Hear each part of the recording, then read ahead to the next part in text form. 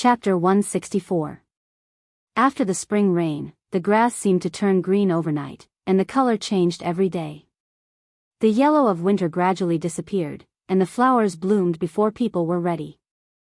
Jiao Pa had planned to leave in mid-April, but after receiving a phone call, he decided to leave Chuhua City in advance. He would go to Beijing first, talk with an old professor at Beijing University, and then go abroad together. With the help of the old professor, everything would be much smoother. 2 days before Jiao Pa left, he had already arranged the work in the institute. Besides 2 graduate students and a prospective graduate student, there was also a junior student who was going to be Jiao Pa's graduate student.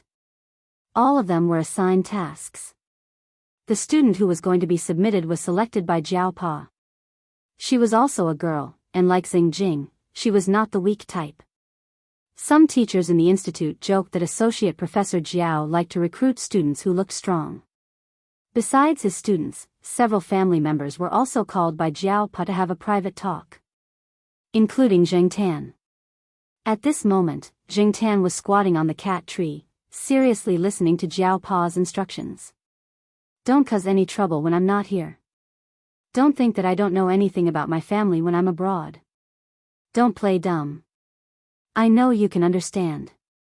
Even if you don't understand everything, you can understand part of it, right? Well, let's make it simple. To sum it up, don't cause any trouble.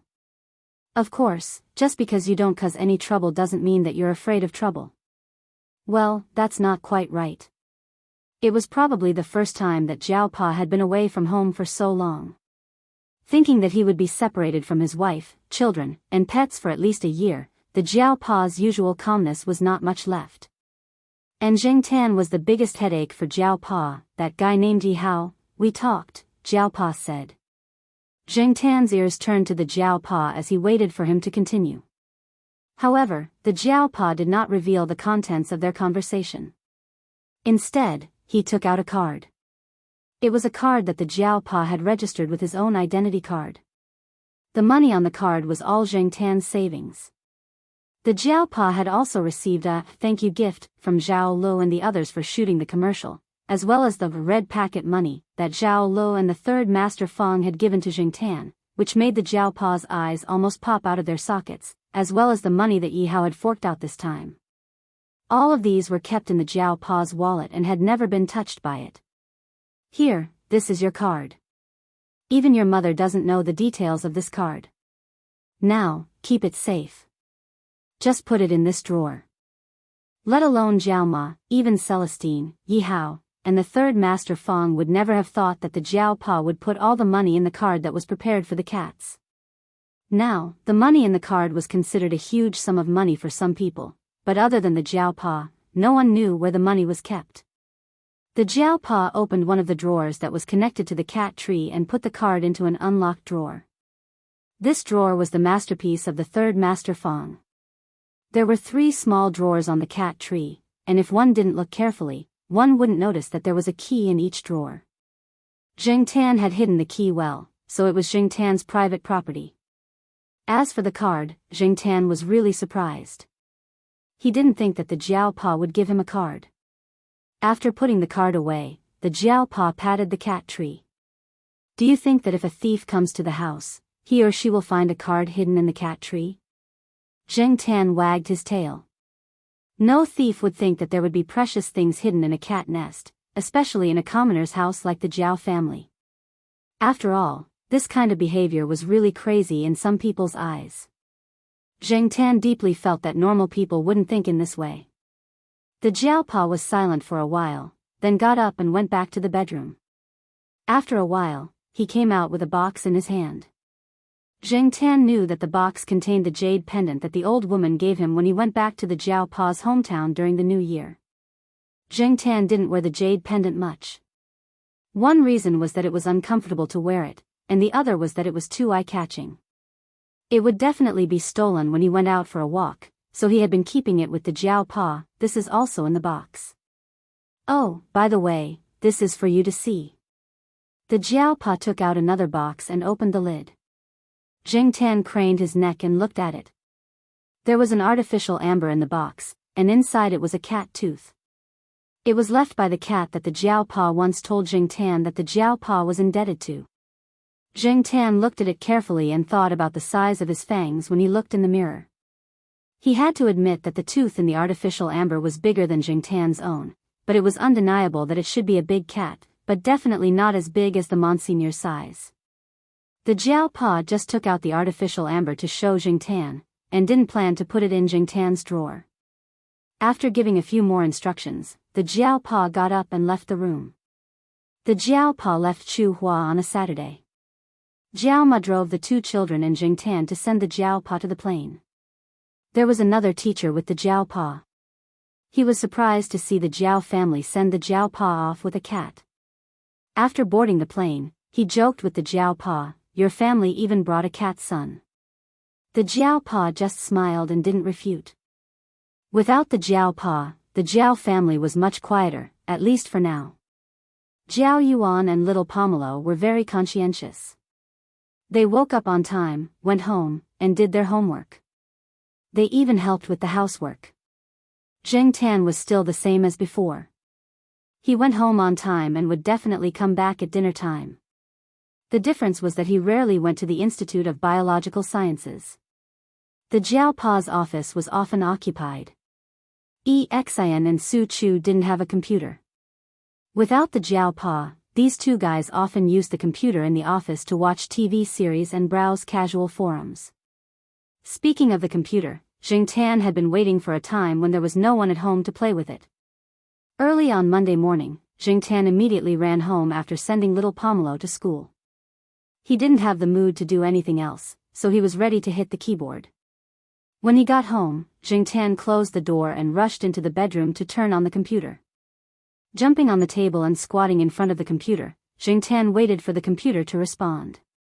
It took a while to turn on the computer, but Jingtan wasn't in a hurry. He had time anyway. As for the mouse, Jingtan couldn't use one paw, so he used two paws. It looked like he was hugging the mouse. Since he became a cat, this was the first time Jingtan went online on his own. He was a little excited. When he hugged the mouse, he didn't control his strength well and almost threw the mouse away. When it was time to enter the letters, Jingtan was too lazy to turn around and use his paws to press the letters. So he could only use his hind legs and tail. It was very awkward and strenuous. He typed the same word wrong several times, but he couldn't believe that the saying, "practice makes perfect," would be carried forward by him. With some difficulty controlling the mouse and keyboard, Jingtan registered an account on a messaging app. Unfortunately, there was no one in the friend category. In fact, Jingtan wanted to look for his original self, but he couldn't remember the account number from back then. Looking at the interface of the messaging app, Jingtan was in a daze for a while. Shaking his head, he didn't know if he would have friends in the future. Speaking of which, he couldn't be seen in the light. He could only shout a few words in the virtual world of the internet to liven things up. Jingtan didn't dare to download games randomly. It wasn't the right time. He had been waiting to use the computer, but now that he was facing the computer, Jingtan didn't know what to do. Yes. Jingtan searched the pet forum that Xiaoguo often talked about. The two most active areas in the forum were the cat area and the dog area. In the city, there were the most people who raised these two kinds of pets. Clicking on the category of pet cats, Jingtan searched from top to bottom. After a few posts, he found a new picture advertisement that he had taken at Xiaoguo's pet center a few days ago. Jingtan looked at the comments below. Sure enough, the appearance of the animals that he had worked with was more likable than Jingtan's. What made Jingtan feel better was that there were some of his own fans in the forum, most of whom were old people in the forum. Especially when he saw someone saying, "Black Sea is the golden signboard," Jingtan was so happy that his tail was sticking up. To reply, he had to register a forum account. Jingtan held the mouse and stepped on the keyboard, following the instructions above to register step by step. However, the ID name was a laborious task. What should he call it? He looked at the other people's ID names. Love Cat is Wangkai, Nyonyo Jiandian Cat, Mi Ying, Meow Under the Eaves, Xianyuan Meow, Domineering Cat, Meow Fox, Hellcat. Well, These names were either Meow or Me. At first glance, he knew that they were part of the cat community in the forum. After thinking about it, Jing Tan typed one key after another. ID, Jing Tan is a cat. After registering, Jing Tan shamelessly replied in the post, "That black cat is so *king handsome." After thinking about it, Jing Tan added, "It's so cool." After browsing the web for a while, Jing Tan erased some traces, turned off the computer, and went downstairs in a good mood. Although he could use the computer, Jing Tan still liked to walk outside.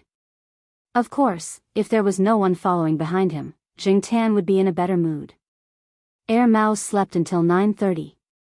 At this time, the cafeteria was out of food. He went to the stall at the school gate to buy egg pancakes and a boxed lunch. The boxed lunch was saved for when he was hungry. Air Mao was not picky. Even if the food was cold, he could eat it directly. As soon as he entered the courtyard, Air Mao saw Jing Tan walking out, so he immediately chewed on the egg pancake and followed behind with the boxed lunch that was almost cold. Air Mao was not close to Jing Tan. It kept a distance of about 10 meters, but Jing Tan did not succeed in getting rid of it a few times. After a few attempts, Jing Tan decided to just ignore it. If Air Mao wanted to follow him, then so be it. He walked along the sidewalk. When he reached a wall, Jing Tan jumped on the wall.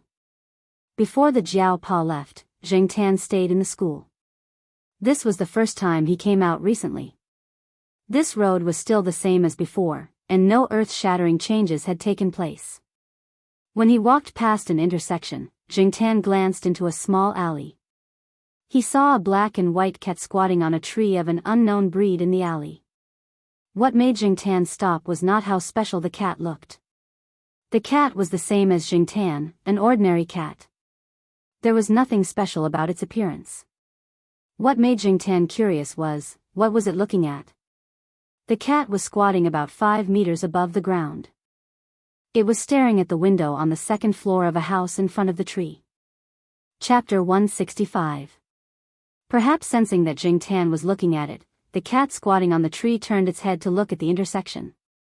It looked like a stray cat. Its fur was stained, and there were a few scratches of different lengths above its eyes. The healed wounds left streaks of blood, which were especially eye-catching on its white fur. These wounds were probably from 2 days ago. Jing Tan didn't know what had caused the cat's wounds, but if the longest wound had been 1 centimeter lower, the cat's left eye would have been destroyed. On the bright side, the cat was still considered lucky. The cat only glanced at the man and the cat at the intersection. Perhaps it felt that there was no threat, so it continued to stare at the window on the second floor of the house. Air Mao, who was next to him, took the last bite of the egg pancake and smacked its lips. What is that cat looking at? Is there some kind of harmonious scene inside? Jing Tan's ears twitched. He didn't want to bother with Air Mao, so he walked over.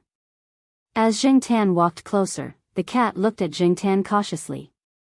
Even if it wasn't staring at Jing Tan, its ears kept twitching slightly.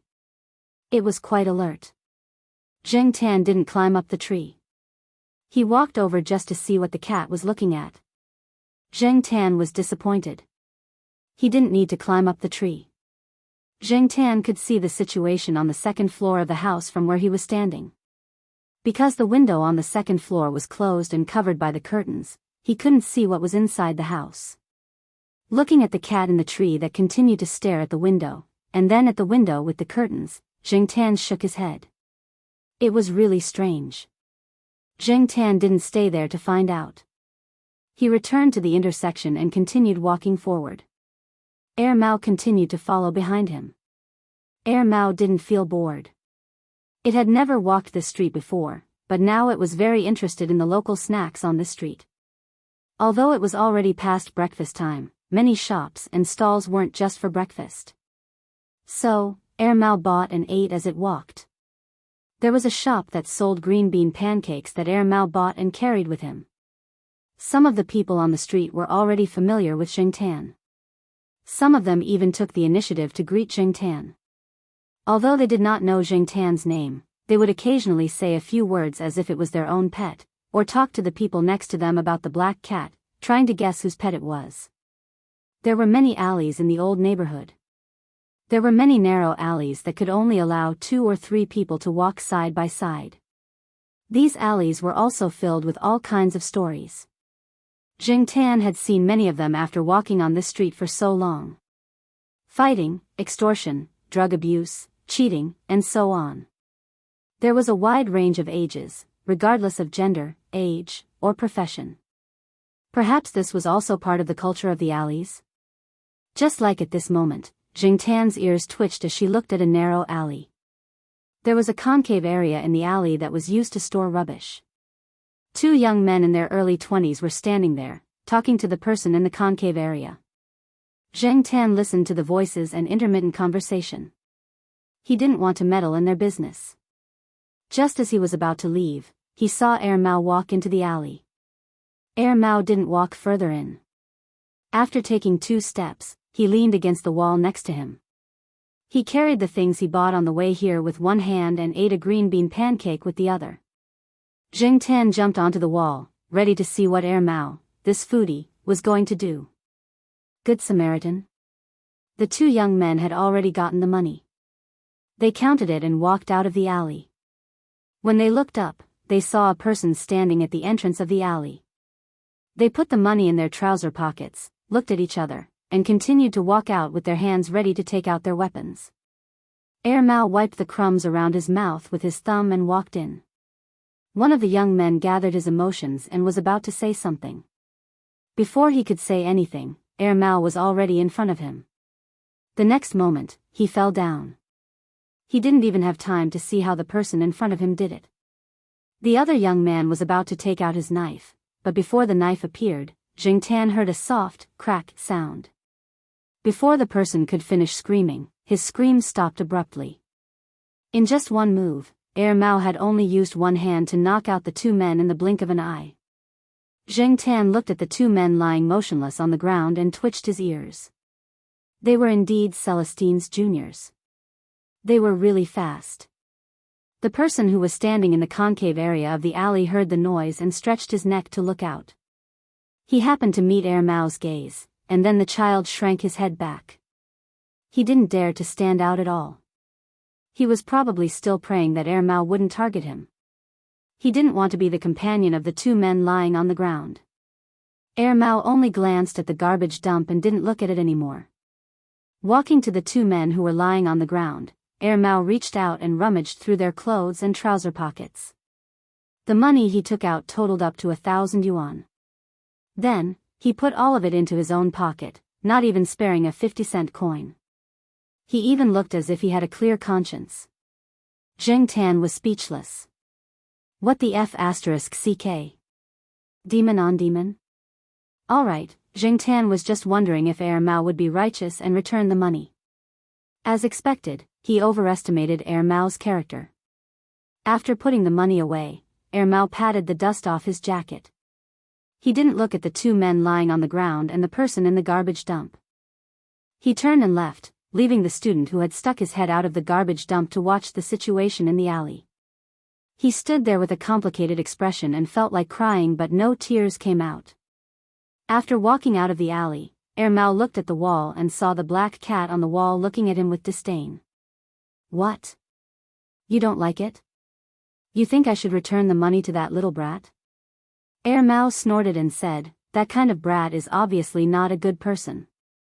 Maybe he forced the money out of children who were weaker than him. Although Mao's character wasn't good, one had to admit that he was very good at judging people. Of course, maybe this was just Mao's excuse for his behavior. Jing Tan couldn't be bothered to take it seriously. He only had an impression of the student standing by the garbage dump. He had seen this person and his friends trying to stop Fu Lei. Unfortunately, Fu Lei was a tough nut to crack. The 2 of them teamed up to stop Fu Lei but failed. Instead, they were beaten up by Fu Lei. This kid's luck wasn't very good. Wasn't there a saying, sooner or later, you'll have to pay for what you did? Mao's mood didn't change much because of what had just happened. Just like before, Mao looked at the shops and stalls with some curiosity. He went to buy whatever he liked. Jing Tan walked all the way and passed by Jiao Yuan's school. He stood by the window and looked at it for a while. He was noticed by a few students sitting in the back row. Before the teacher on the podium got angry, Jingtan quickly left. Who knew if the teacher on the podium knew Jiao Ma and wouldn't tell on him? So, it was better not to stay here any longer. After that, Jingtan went to the construction site of Yi Hao's project to take a look. Mao followed behind. Although it didn't show anything on its face, it had sighed several times in its heart.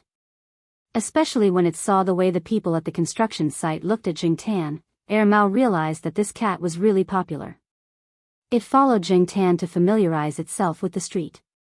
Seeing that Jingtan was walking back, Mao didn't plan to stay outside any longer and followed him back. When they passed by the intersection, Jingtan looked inside again. The cat on the tree was gone, and the window on the second floor of the house was open. Driven by curiosity, Jingtan jumped up the tree and looked inside. There was a man in his 30s wearing a suit and gold-rimmed glasses in the house.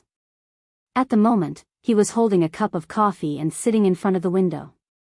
No one knew what he was thinking. Seeing the black cat suddenly jump up the tree, the man was stunned for a moment, and then smiled. Jingtan felt that the man's gaze was a bit strange. The smile on his face did not seem strange to other people, but Jingtan felt goosebumps all over her body. She felt like there was something strange and contradictory about this man. Jingtan's feeling was right. The man still had the same smile on his face, but the hand holding the coffee cup suddenly raised, and the hot coffee in the cup splashed towards Jingtan. The tree wasn't far from the house, and some of the branches had already reached the window. Fortunately, Jingtan was vigilant and avoided it, but a little bit of coffee still splashed on his back. It wasn't much, and he couldn't feel the scalding temperature, but Jingtan could smell the coffee. Thinking about what the man on the second floor had done, he was even more unhappy. On the other hand, the man was smiling even more happily because of this.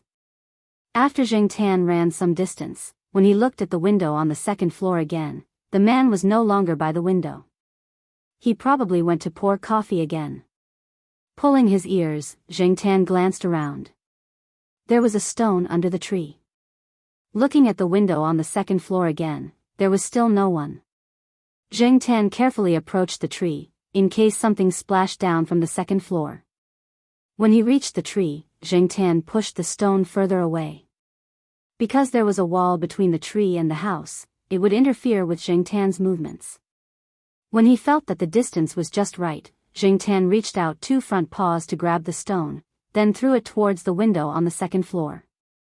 "I'll let you go **ck yourself." The stone hit the glass on the window, and then there was the sound of glass shattering. After throwing the stone, Jingtan ran away. When he heard the sound of glass shattering, he felt much better. Although Jingtan was very angry just now, it was also because Mao was watching them from the intersection. Therefore, when Jingtan threw the stone, she did not stand up and throw it with only one paw like how she would throw a grenade. Instead, she threw the stone with both paws. Although it was still very surprising, it was still better than the former. Mao was surprised, but it didn't say anything. It even gave Jingtan a thumbs up. However, Mao wasn't as calm as it looked. What it saw just now was really shocking. Fortunately, Celestine had given it a heads up, and it also had some of its own experiences, so it wasn't too surprised. It also remembered something that its master once said: revenge is an instinct. It's like that for humans, and it's also like that for cats. On the way back to Tsinghua University, when Jingtan passed by a few small shops that were closed, he saw the black and white cat. There was a small gap between the two shops. Someone had put a paper box in the gap, and the black and white cat was inside. Next to it was a disposable paper bowl. At the bottom of the bowl were some food that had been there for a few days, and on top of the bowl were some fresh-looking buns. Looking at the cat up close, Jingtan always thought that there was a black stain on the cat's nose. Only now did he realize that it was just a pattern on the cat's body. It was shaped like a rice grain. The cat didn't have any obvious hostility towards Jingtan and Mao. It was just a little vigilant, especially when Jingtan approached the paper bowl. It even let out a low warning sound. Seeing this, Jingtan didn't go any closer. However, when Mao took out a box of food that it had bought earlier and leaned over, the cat didn't make a sound. It was just a little vigilant. The box of food was already cold, but the smell of meat still made the cat more energetic. Even so, it didn't eat immediately. It just kept staring at Mao. Mao looked around. Not far away, a small piece of brown crayon was thrown by a child. Mao picked it up and wrote a few words on the paper box. Can catch mice, can guard the house, please keep me as your pet. Chapter 166. When Zhang Zian returned to Tsinghua University, Mao was still talking to Jingtan about the black and white cat that was sleeping in the box. However, even though Zhang Zian had given him food and written his name, Mao had no intention of adopting the cat. Thinking back to the second time he met Mao, Jingtan knew that Mao had a complicated relationship with cats. He did not hate them, but he was not close to them either. He was different from Ranqi. Forget it. Let's leave it to fate. Although Jingtan really wanted the cat to be adopted, he could not force it. When Jingtan was shooting commercials at Xiaoguo's pet center, he would walk around the grassy area around the pet center in his spare time. There were people who brought their pets there for treatment or shopping. One day, when Jingtan walked around, he saw a lame old man. He was chatting with his cat friends. He said that he only raised pets based on fate. If he did not like the pet, he would not take it, no matter how precious it was. The cat that the old man adopted had lost one of its hind legs in a car accident. The cat was well taken care of and was very energetic. It could be seen that the man and the cat got along well. Therefore, it was all up to fate. If the man did not like the cat, he would not take good care of it. If the cat did not like the man, it would probably run away from home after a short time. After all, there were not many cats in the world like Li Yuanba, who found their own owners and stayed there. Of course, Monseigneur was also a weirdo to some extent. As he thought about it, Jingtan walked down his usual path. This path was slightly different from the one he used to leave the school. It split at a fork in the road. When he left the school, he would take one path, and when he returned, he would take another path. That was because Jingtan would not return to the eastern courtyard directly at noon after taking a stroll. Every time he came back from outside at noon, Jingtan would pass by the International Academic Lecture Hall. This was because there was a large electronic screen outside the International Academic Lecture Hall that showed the time. Inside the school, whether it was the university's teaching building, the school schedule, or the kindergarten schedule, they all showed the same time. Therefore, Jingtan looked at the time and decided to pick up little Pomelo from the affiliated primary school. Hey, where are you going? Mao shouted. Mao, who had already walked a few steps towards the eastern courtyard, turned its head and didn't see Jingtan. After looking around, it realized that the cat didn't walk the way it came, so it turned around, carried the bag in its hand, and followed the black cat in that direction. Jingtan ignored him. Besides, Jingtan couldn't answer. Celestine had told Mao some things about Jingtan, but it wasn't very detailed, so Mao couldn't figure out why the cat didn't go home when it was almost time for dinner. It wasn't until it saw the gate of Fu Tong Elementary School and the black cat jumping on the wall next to the gate that it remembered that the cat was going to pick up the child. Mao didn't have anything to do at the moment, and it wasn't ready to eat lunch. It had eaten enough on the street just now, and there was still some food in the bag, so it didn't need to buy a lunch box. Some parents who lived nearby came to pick up their children. Most of them were very familiar with Jingtan and took the initiative to greet him. Jingtan ignored them. After all, he was just a cat now, so it wouldn't be considered rude if he didn't respond.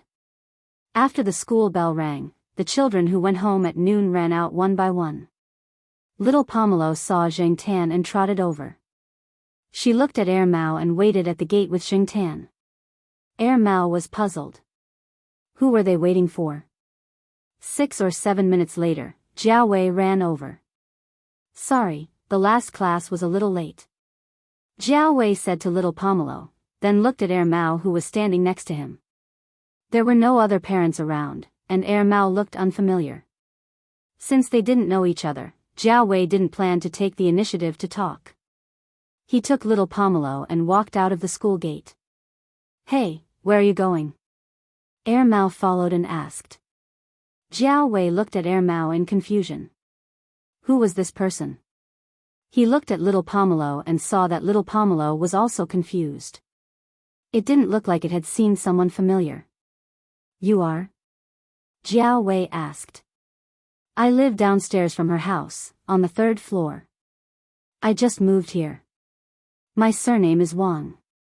Mao introduced himself very seriously. He thought for a moment, then pointed at the black cat who was squatting on the wall and watching the show. "I'm more familiar with this guy." Zheng Tan pulled his ear. "Familiar my ass." Unexpectedly, Jiao Wei had a look of realization. "Oh," he said. "So you know each other."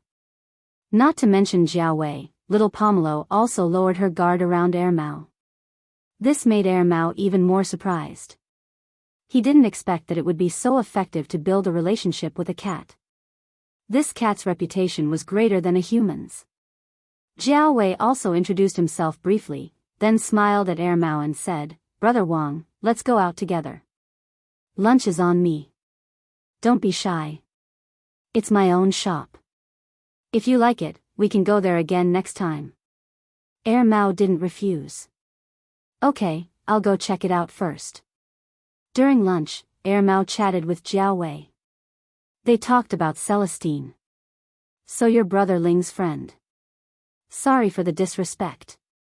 Jiao Wei picked up some things from the past and said, "At that time, it was all thanks to black charcoal that I asked Brother Ling for help. Otherwise, my shop wouldn't have been so successful." Mao muttered in his heart. No wonder this kid looked at the black cat strangely. It didn't look like he was looking at a pet at all. It turned out that there was such a thing. Thinking of this, Mao waved his hand. "This is nothing. Celestine is my senior. He's not here often. I'll help you. If you have any trouble, just call me. I'm good at fighting." Jiao Wei's mouth twitched. Haha.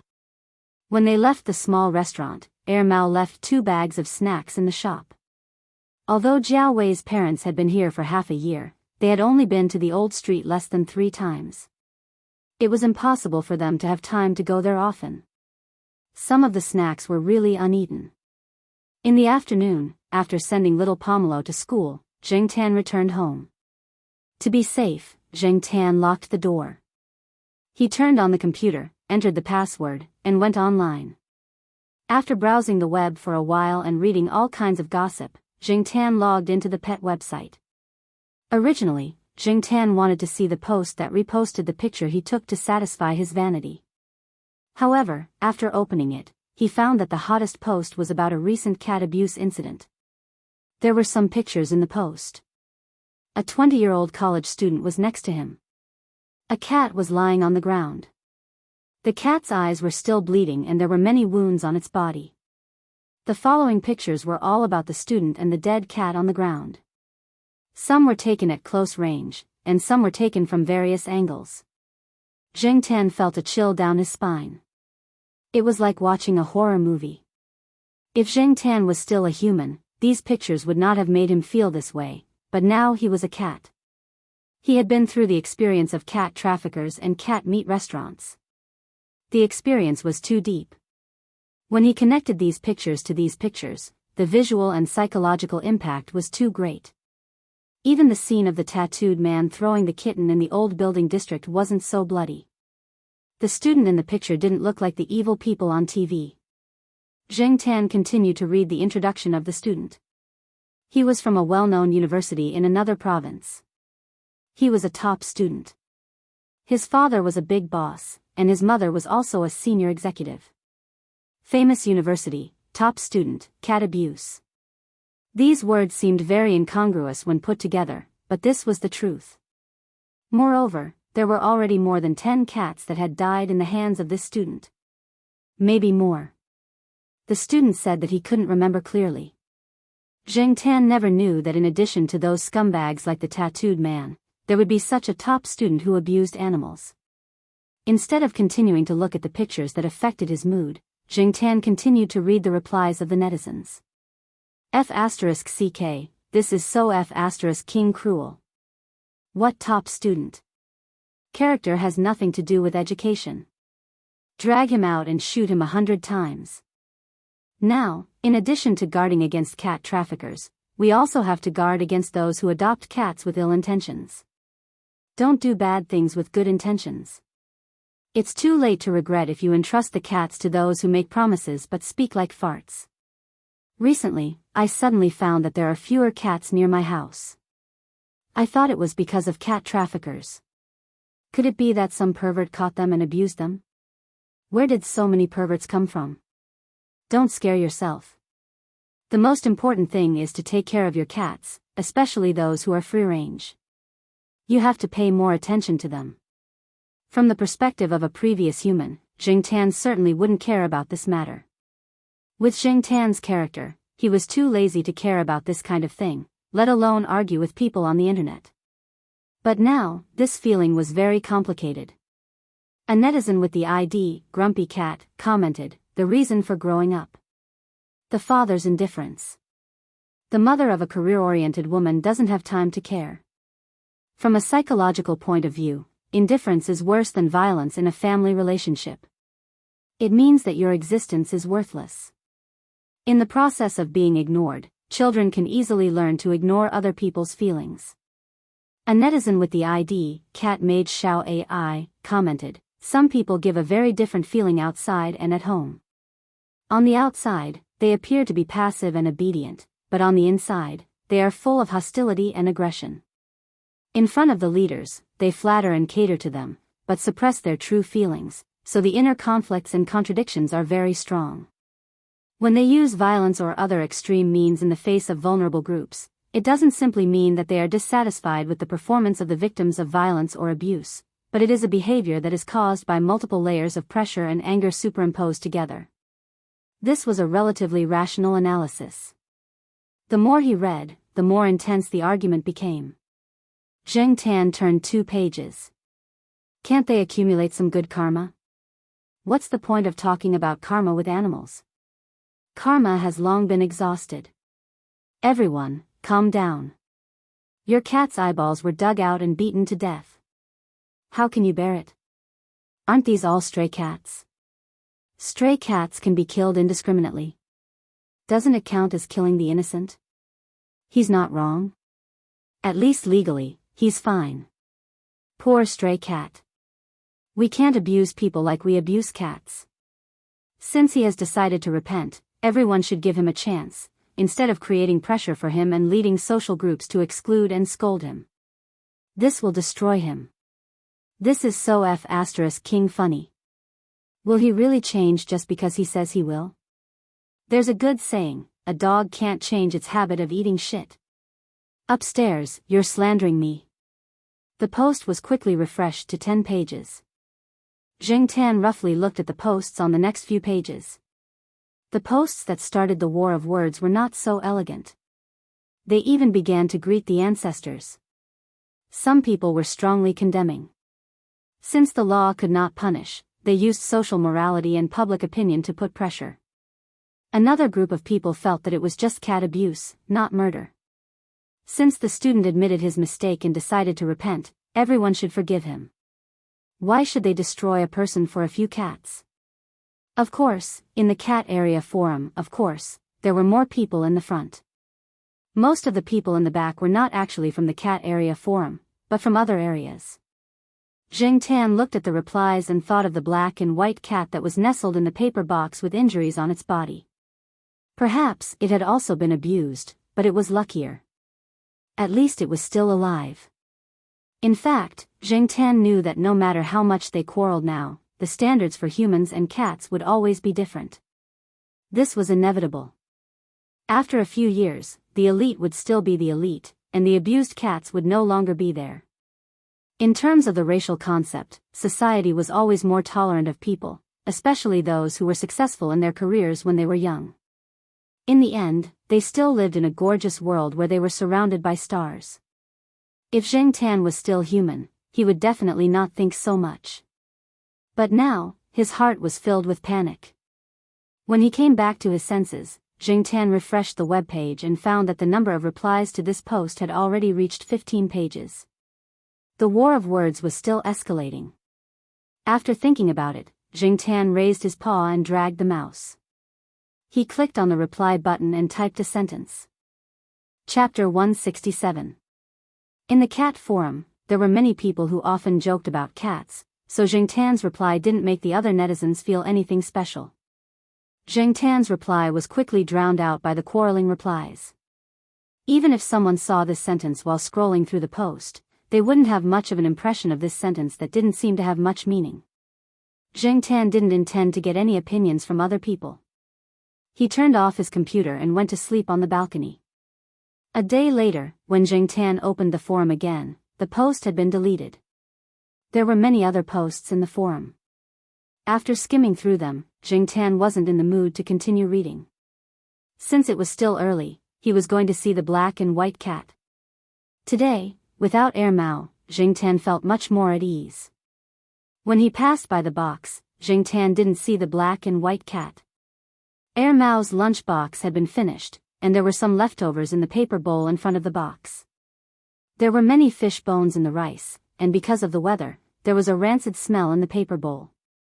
After looking around carefully and confirming that the black and white cat wasn't there, Zheng Tan ran towards the alley. In the alley, the black and white cat wasn't on the tree. The window on the second floor of the house next to it was still closed. There didn't seem to be anything special. As he approached the house, Zheng Tan pricked up his ears and listened. He didn't hear any sound from the house, and there was no sound of people talking. It looked like the houses in the neighborhood. At this time, people who were working or going to school weren't at home, so it was much quieter. Only the chirping of the sparrows could be heard. Zheng Tan didn't find anything, so he prepared to jump down the tree and leave. After taking 2 steps, Zheng Tan suddenly looked back at the sparrows jumping on the wall not far away. There were too many of them. Upon closer inspection, Zheng Tan realized that the number of sparrows in the area had increased without him noticing. Sparrows were very common in the city, especially in the area around the school where there was a large green forest. Zheng Tan had been walking on this street for more than half a year. He didn't know this street like the back of his hand, but he knew some things very well. For example, there were originally a lot of cats around here, and they were basically free range. The result of more cats was fewer birds. Zheng Tan had seen the cats around here catch sparrows several times before. He hadn't seen so many sparrows around here before. Now, these sparrows looked quite leisurely. When Zheng Tan came out for walks, he didn't see many cats. Winter was over, and there were a lot of active cats at Tsinghua University at night.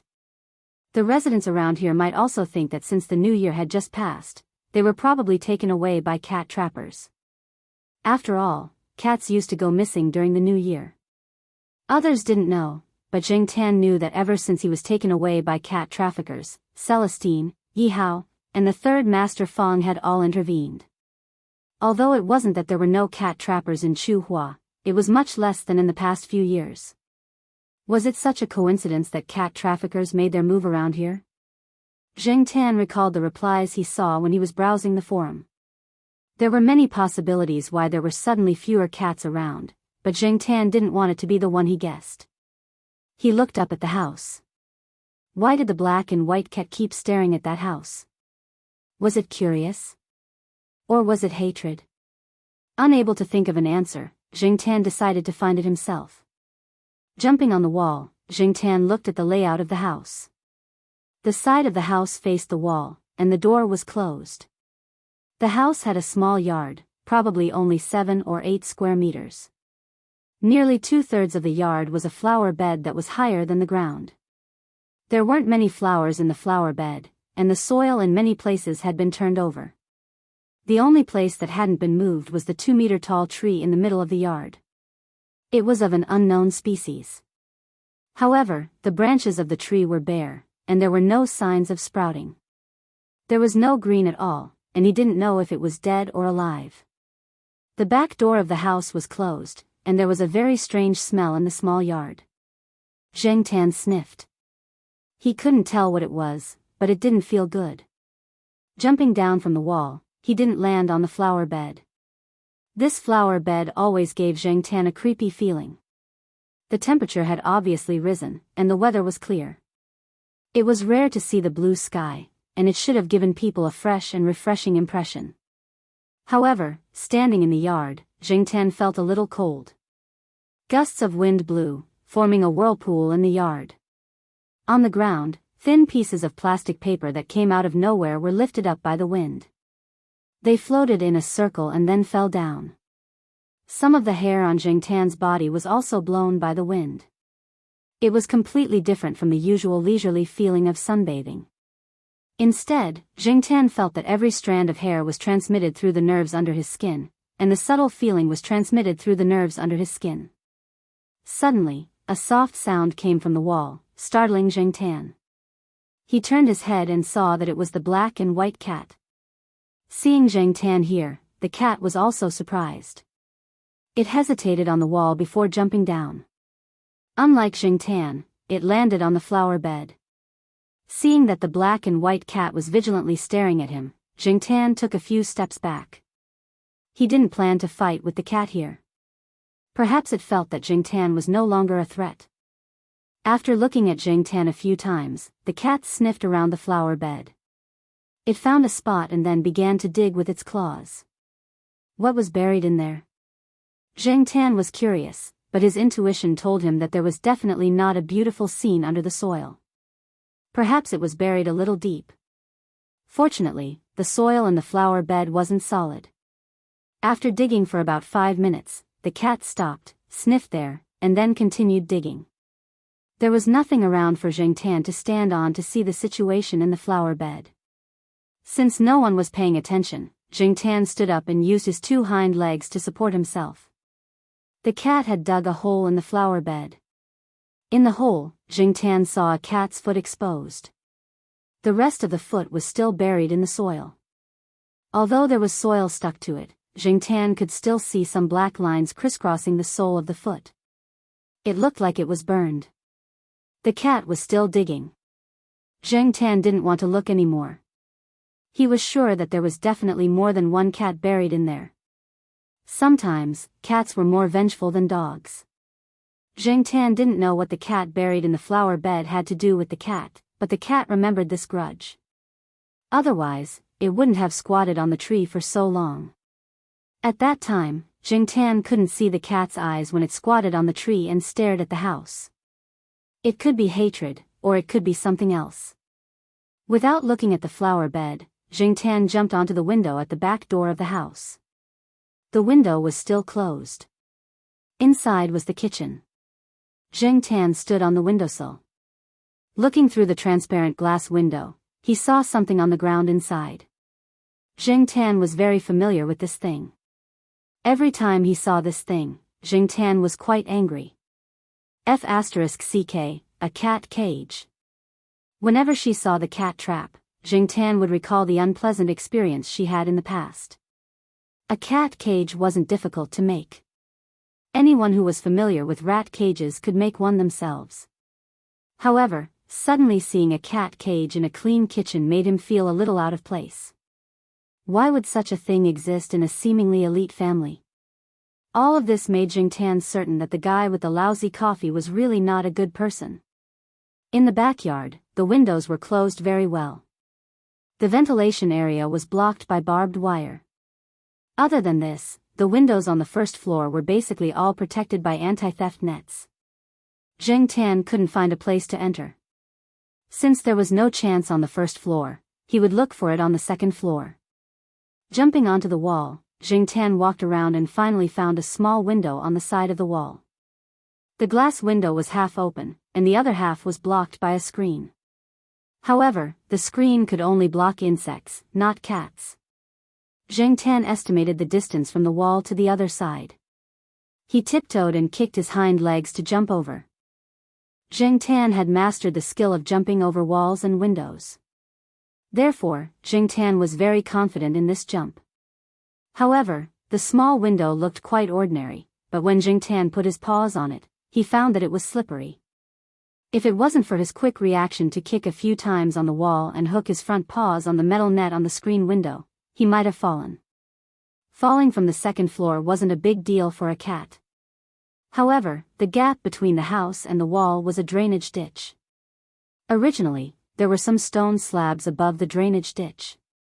However, the stone slab facing the window wasn't where it should be. Someone had moved it to the side. Climbing onto the narrow windowsill, Jingtan stood firmly on the screen window. He looked at the drainage ditch below and cursed the person who moved the stone slab away. That was close. He almost fell. Although falling from the second floor wasn't a big deal, if he fell into the drainage ditch, he would probably get wet. Moreover, it would be full of smelly water. Maybe someone would pee and spit in it. Moving his gaze back, Jingtan looked at the narrow windowsill again. Different from what it looked like, the windowsill was covered with a layer of smooth hard material. It also had a slight downward curve. It was easy for a cat's paws to slip on it. Fortunately, Jingtan's paws were slightly harder and stronger, so he had a chance to climb up. Otherwise, he would have slipped down. Pulling open the screen window, Jingtan looked inside. It was a bathroom. At this time, it was considered modern and very clean. This made Jingtan wonder if the owner of the house was a clean freak. Coming to the bathroom door, Jingtan listened carefully to the movement at the door. He didn't hear any footsteps or voices. Jumping up and turning the handle of the bathroom door, Jingtan walked out. Knowing that the owner of the house was abusing cats, Jingtan had to be careful.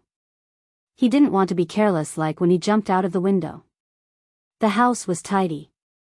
This person's life was obviously different from the tattooed man. There were no cameras around. The living room was clear at a glance. There were 3 rooms, but unfortunately, all of them were locked. Jingtan couldn't get in at all. After walking around and finding nothing, Jingtan went back along the original route. In the yard, the cat was no longer there. The hole in the flower bed had been filled again. However, it was just a cat. Unlike Jingtan, it couldn't be more detailed. Many places were just filled with a layer of soil. The hole could still be seen. Jingtan helped to fill in the hole. Back at Tsinghua University, everything was as usual. After sending little Pomelo to school in the afternoon, Jingtan prepared to go back to the internet and watch some movies. "Hey, Black Charcoal, I'm so happy to see you. Help me open the door. I forgot to bring the key." Air Mao was carrying a lunchbox and a few bags. He stood at the door downstairs. At this time, he didn't see anyone coming in or out of the building. He was waiting for Jingtan. Since he didn't plan to go out for a walk, the cat tag hanging around Jingtan's neck wasn't hidden on the tree. Looking at the person who had just eaten his first meal of the day, he jumped up and swiped the access card. Jingtan went upstairs in front of Air Mao. Just as he passed the 3rd floor, Jingtan suddenly realized that Air Mao didn't even bring the access card. Did he have the key? So, Jingtan, who had already walked to the corner between the 3rd and 4th floor, stopped and looked over there. In front of the door, Air Mao put the things in his hands aside and dug into his pockets. He didn't take out the key. Instead, he took out an iron ring. The iron ring wasn't closed. It was made of iron wire. Air Mao broke the iron wire into a cross and inserted it into the keyhole. Jingtan was shocked. Pick the lock. F***CK. Chapter 168. There was no lock on the metal door, only a wooden door. The wooden door was a relatively common lock, so it was no challenge for Air Mao. Jingtan did not know how long Air Mao took to unlock the door. He just felt that before he could figure out the reason, the door was already open, and the lock was still intact.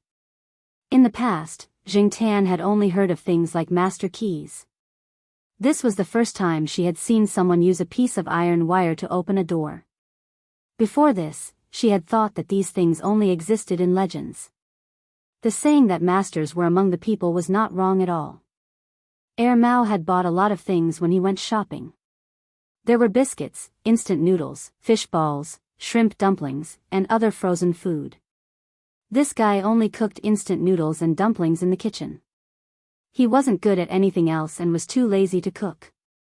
After opening the door, Mau first took some unsealed food in. There were too many things, so they would scatter when he put them down. It was not easy to take them all at once. Anyway, it was in front of his house, so Mau wasn't afraid that someone would take it away. "Hey, take your cat's paw away.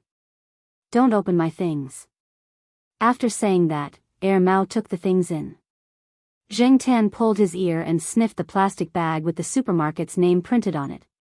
The more Mau said not to touch it, the more Zheng Tan wanted to touch it. He opened the plastic bag and flipped through the 2 bags of fish balls. They were too cold, so he wasn't interested in the things inside.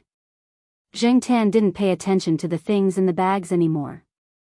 He walked into the house and watched as Mau put the first batch of things away and went out to take the rest. Just then, Zheng Tan jumped up and pushed the door open. Bang! The door closed. Mau, who was locked outside, was stunned. F***ck. Mau wanted to swear but was afraid of disturbing Professor Lon next door. He cursed in a low voice, put down the bag in his hand, and took out the wire to open the door. Zheng Tan looked at the clock hanging in the living room, counting the time it took Mau to unlock the door. From the time the door was closed to when Mau opened the door with the wire, it took less than 10 seconds. That meant that the time it took him to unlock the door was even shorter, probably less than 5 seconds. It seemed that Mau was a habitual offender. He was quite skilled.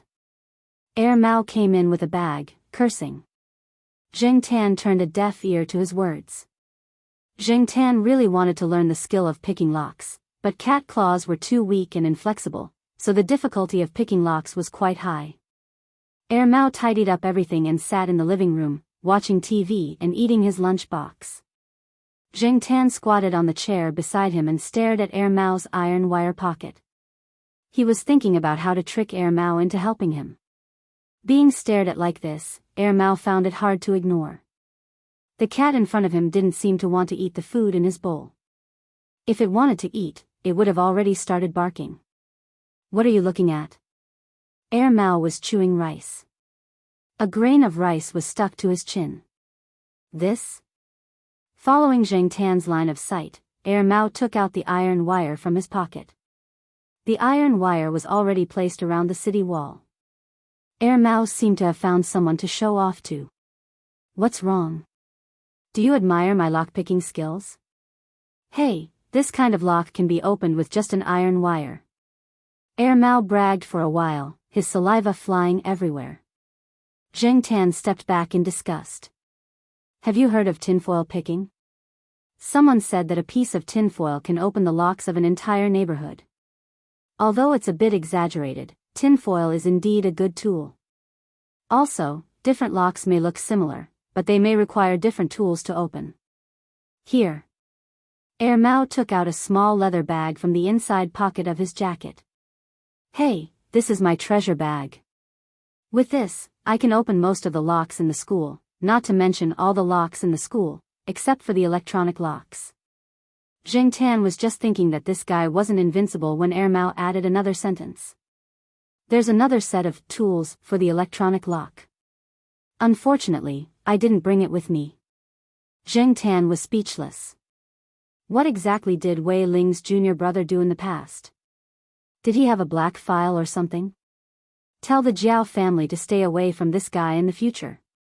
He didn't know where Mau learned these things, but he had to admit that this guy was a talent in some ways. However, this kind of talent was not a good role model. It was easier to label him as a bad guy. However, for Zheng Tan, there was no absolute standard for judging a bad guy. If he could help him, he was a good guy. After Mau finished eating, he was about to lie down on the bed to sleep. Just as he lay down, Zheng Tan grabbed his sleeve and dragged him out. His cashmere sweater was hooked up. "I'm warning you, don't go overboard." Mau covered himself with the blanket. Zheng Tan looked around. There was an empty mineral water bottle on the ground. There was no cap. Caca, caca, caca, caca. The sound of plastic bottles being stepped on could be heard. Jing Tan stood on the plastic bottle and jumped up and down. The sound was as loud as it could be. F***ck. Mao lifted the blanket and looked at Jing Tan with a bad expression. Then, he realized that the black cat was staring at his jacket. He took out the iron ring from his pocket and threw it at Jing Tan. Mao was about to lie down on the bed and continue to sleep. Just as he climbed onto the bed, Mao's hand that was scratching his hair suddenly paused. He thought of something and turned to the black cat that was squatting beside the plastic bottle. You want to open the lock? Jing Tan stared at him. He thought to himself, should I nod now? If yes, wave your tail vertically. If no, wave your tail horizontally. Mao continued. Jing Tan wagged his tail vertically. However, he felt that Mao's words were too smooth. It was as if he often said these words, as if it was a matter of course. This was not normal. Normal people would not say these words to a cat directly. He was not familiar with Jing Tan. If it was Jiao Pa, Celestine, or Fong San, it would be understandable. After receiving an affirmative answer, Mao sat up straight and was suddenly energized. Whose door are we going to open? It better not be someone from this compound. Otherwise, it will be awkward the next time we meet. Oh, it better be a little challenging. Otherwise, it will be boring. Jing Tan. F***ck, this guy is so enthusiastic. Mao quickly put on his clothes. Before leaving, he twirled his hair in front of the mirror and styled himself. He rubbed his hands. Okay. Let's go. Jing Tan led the way in front, and Mao followed behind. He did not know if Jing Tan was overthinking, but he felt that Mao seemed to be especially energetic at this time. It was more energetic than the previous few times he had seen it. When they passed by the carton, the black and white cat was squatting next to it and eating. Sensing Jing Tan and Mao's approach, the cat raised its head and glanced at them before continuing to eat. After the temperature rose, some of the food became rancid easily. However, it was different from the morning. The bowl was filled with fresh food again. It was still leftovers, but it was still relatively fresh. The fish head was picked and eaten, followed by the rice. The fish bones were thrown aside. Jing Tan did not continue to disturb it and left after taking a look. He brought Mao to the tree in the small alley. Jing Tan looked at the tightly shut window, jumped up the tree, and climbed higher to see the situation on the other side of the wall. It was similar to the morning. It seemed that the man did not return at noon. So it's this place. You still hold a grudge? Mao interpreted Jing Tan's behavior as revenge for the coffee spilled last time. Jing Tan jumped up the wall and walked to the small yard. Mao followed him outside and looked around from time to time. Fortunately, there were not many residents around at this time. Mao followed Jing Tan over the wall and landed in the yard. It did not step on the flower bed, but chose a relatively clean place. This way, its shoes would not be stained with mud, and it would not easily leave footprints when entering the house. The lock on the back door of the house was slightly more complicated than the lock on the door of the old house in the eastern compound. However, Mao had brought some tools and opened the door quickly. The layout of the first floor was relatively simple. There was also a gym. Those who could afford such equipment were considered to be in good condition in the area. Mao also saw the cat cage in the kitchen. It just frowned and did not say anything. As for what it was thinking, Jing Tan did not know.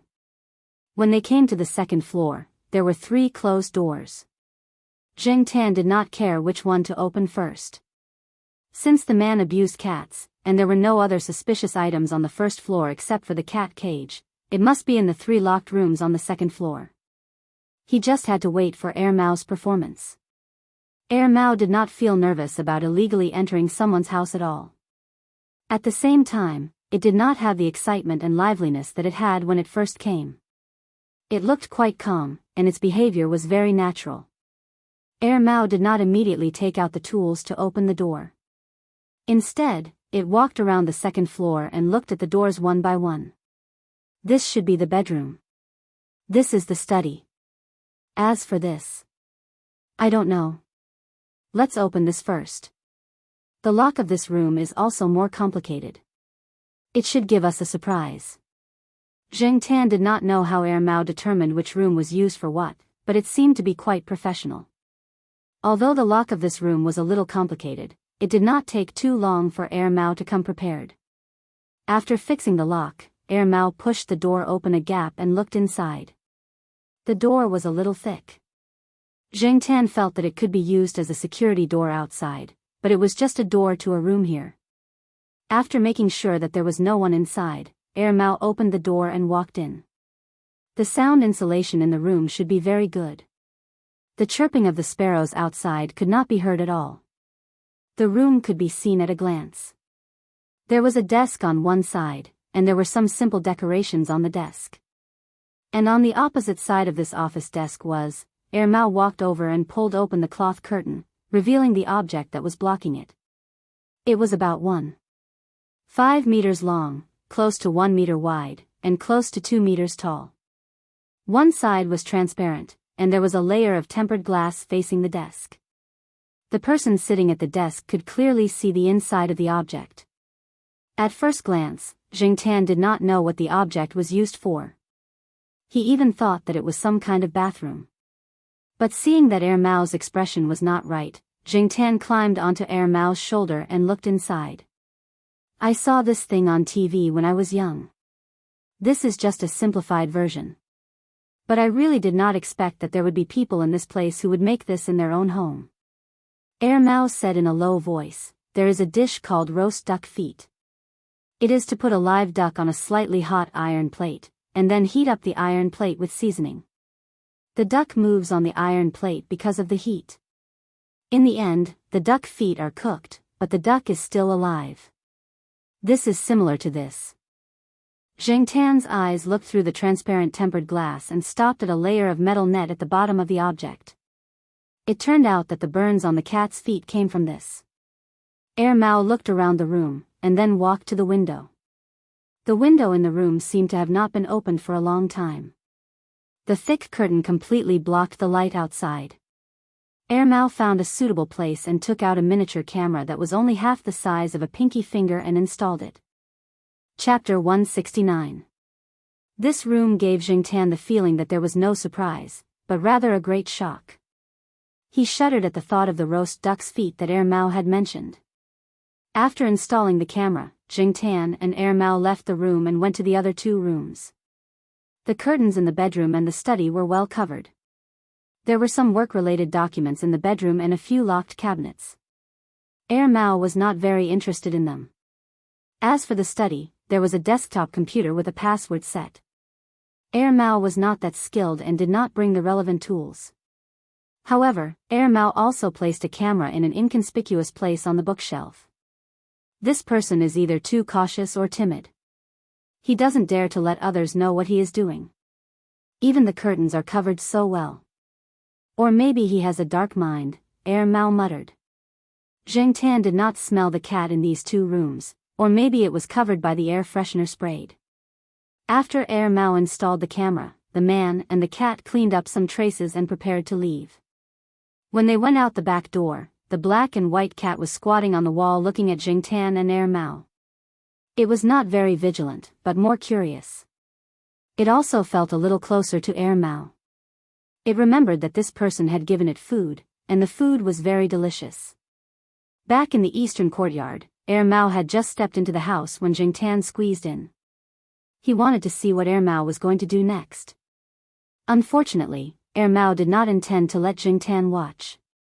Mao tried to chase Zheng Tan away but was ignored. Seeing that Zheng Tan had no intention of leaving, Mao closed the door, dragged a chair and sat down. Its line of sight was almost at the same level as Zheng Tan, who was standing on the table. I say, Black Coal, our country's animal protection laws are not perfect, and there are no clear laws against killing cats. Otherwise, why do you think those cat and dog meat restaurants can be so popular?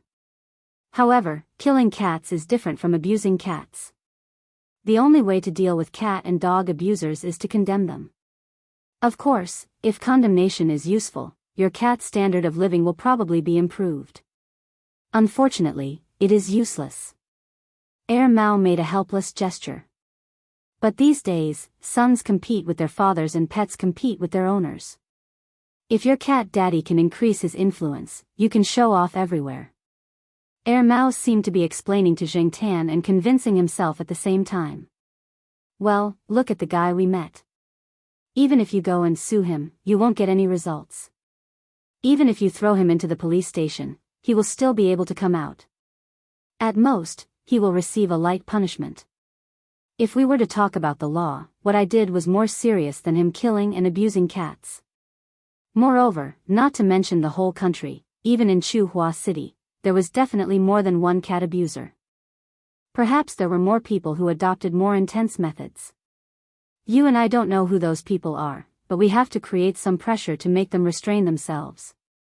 There might be relevant laws in a few years, but in the current situation, because there is no law to rely on, the law enforcement department can't intervene, and the main force is only the civil society. So, it's better to think of other ways to make him restless. It's best to make a big fuss and attract the attention of society. Mao said seriously, like my grandfather said, the eyes of the masses are bright, and the power of the masses is limitless. We have to believe in the masses and rely on the masses. If Mao's grandfather knew that Mao used this sentence in this context, who knew what he would think? Seeing the black cat on the table tilting its head slightly and lowering its eyelids as if it was thinking, Mao raised its hand and pushed it. Go back first, I will take care of this. Go, I want to sleep. Don't think about stepping on plastic bottles next to my bed. Jingtan was pushed off the table and chased out. He squatted at the door and continued to think about the things that he had not finished thinking about before he went upstairs. Jingtan had always been curious about what Mao had done. Unfortunately, when he went downstairs and upstairs again, he did not see Mao. Jingtan did not have the skill to pick locks, so he could only wait. The next day, when Jingtan went online to the forum when no one was at home, he saw a hot post on the front page.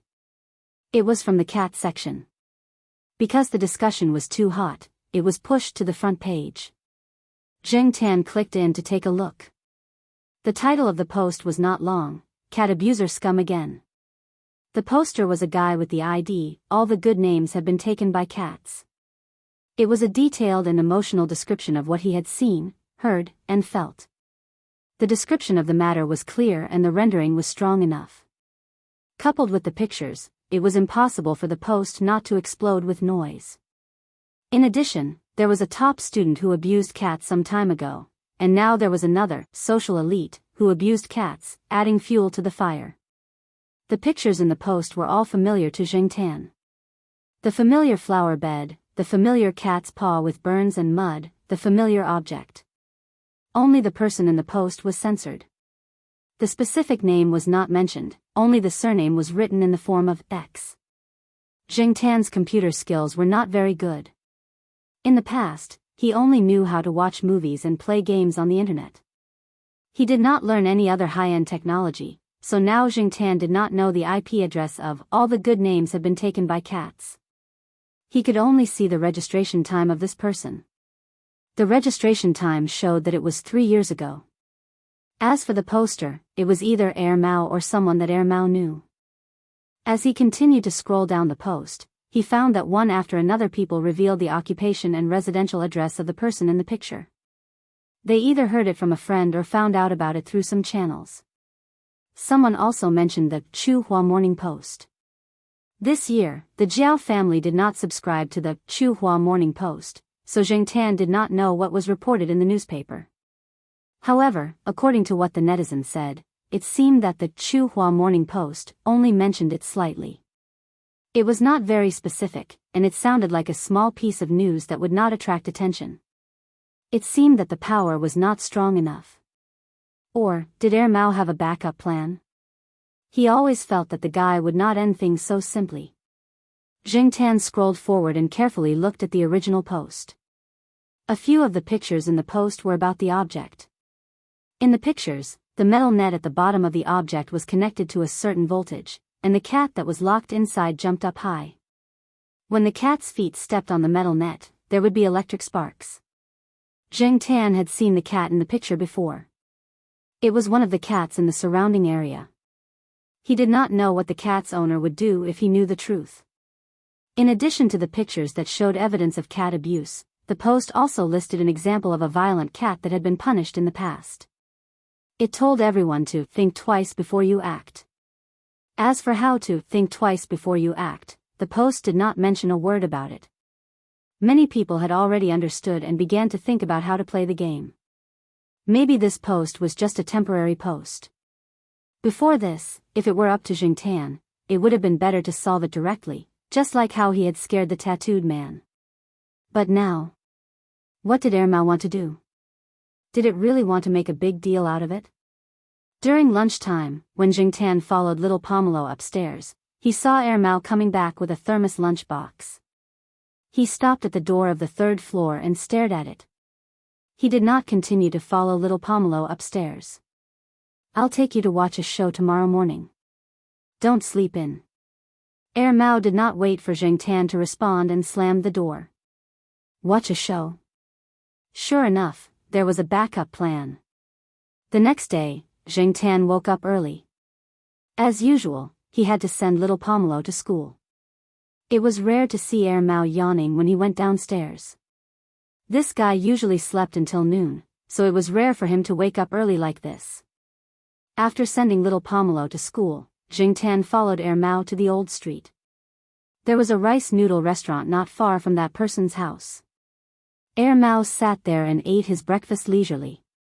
He saw an auntie walking into the alley with her leather shoes. Mao wiped his mouth and said to Zheng Tan, who was playing with ants with his tail, "Let's go." The person in the house dressed neatly and walked out of the door. His hair was neatly combed and even had some hair gel.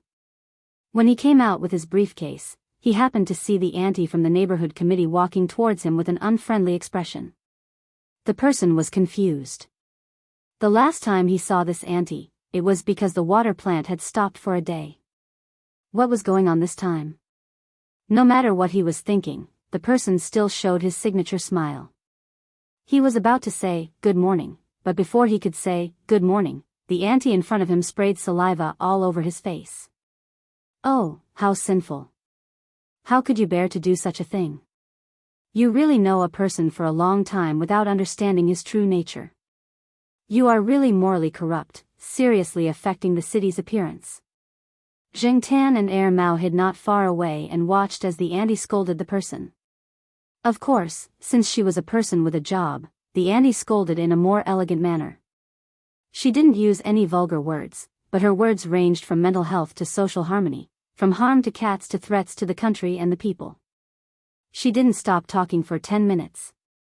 Sometimes, these auntie were quite cute. Zheng Tan thought to himself. After the auntie, a few more people came.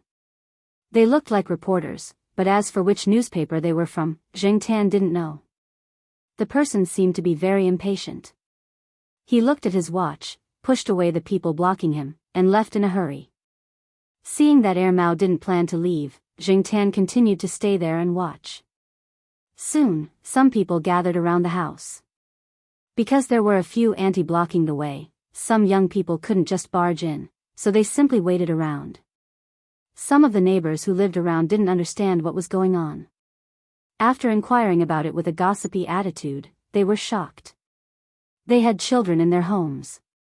No one could say for sure if such a person who abused cats would abuse children in the same way. Everyone lived so close to each other, and just thinking about it made them feel cold.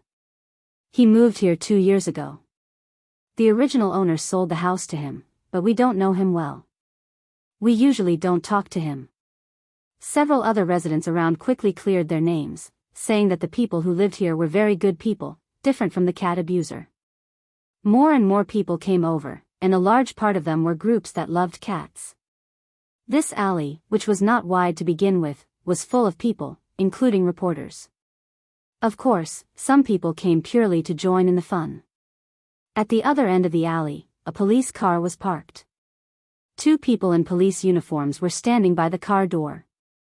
They had just received a call saying that there was an illegal gathering here. But looking at the situation now, after understanding the reason, it seemed that the situation was a bit complicated. The policeman near the car door sighed and said, "You stay here first. I'll go buy a pack of cigarettes. I want to go to the toilet."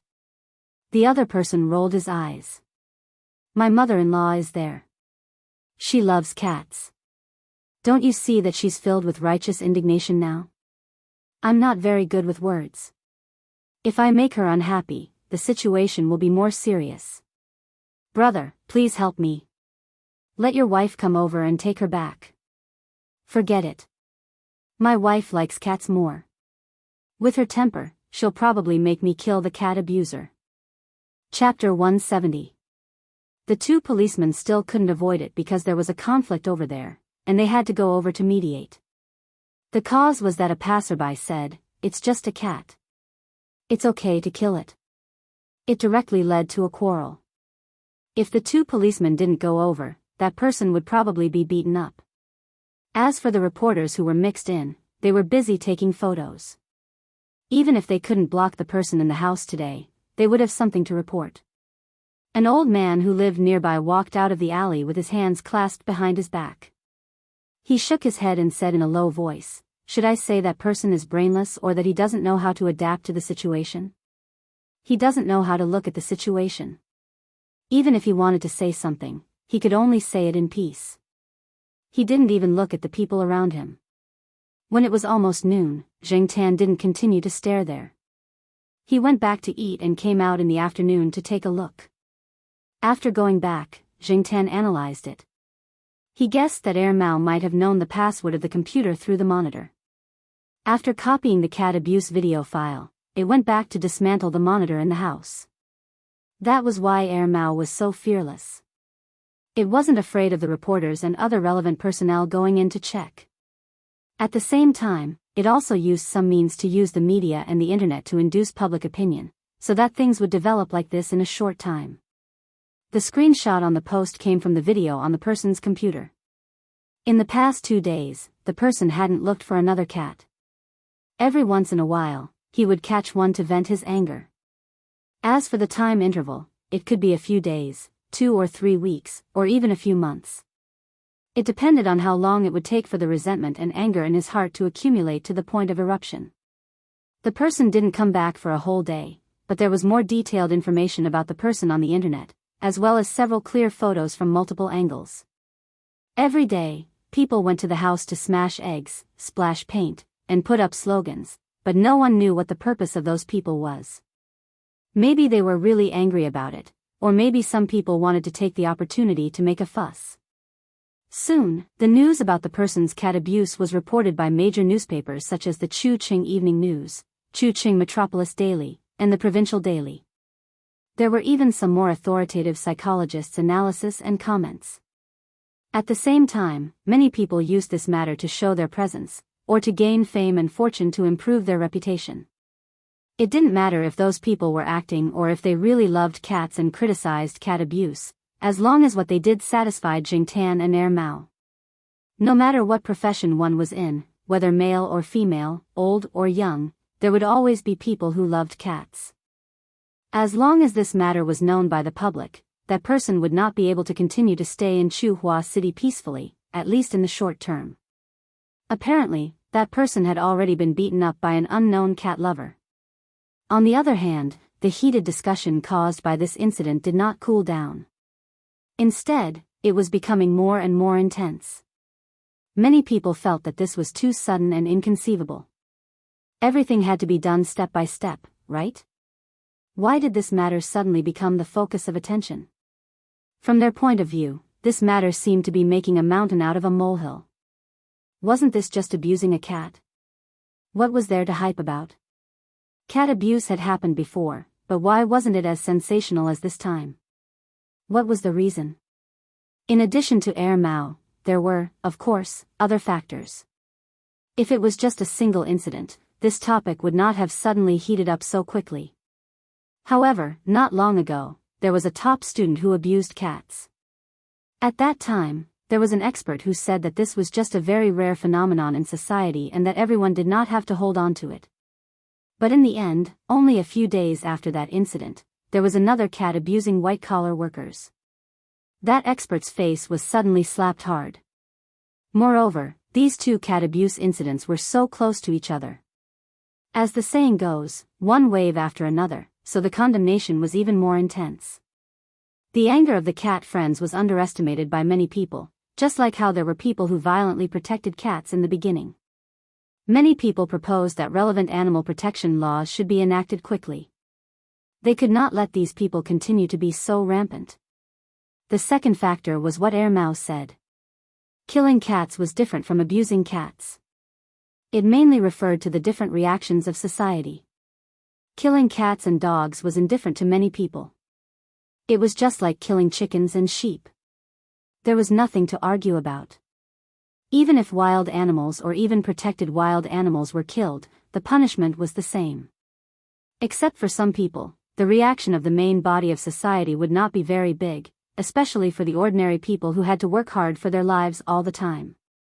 At most, it was a topic that could be discussed after dinner. Even if a level 1 protected animal was killed, most people would just respond with an indifferent "oh." However, torturing and killing was different. Moreover, when the public opinion gradually pushed the topic in another direction, causing people's focus to not be on the cat but on the human, people would not just let out a flat "oh," nor would it be just a moral condemnation. Instead, they would have to take precautions against the problem before it happened. What? Was it possible for people who were inclined to abuse cats to abuse children? Didn't that mean that they would abuse people in the future? They were simply beasts. No, they were worse than beasts. People would not allow such people to exist around them. Even if they were suspected of abusing cats or dogs, they would be highly guarded against. Even when interacting with parents in an educational program on the provincial television station, someone had mentioned it.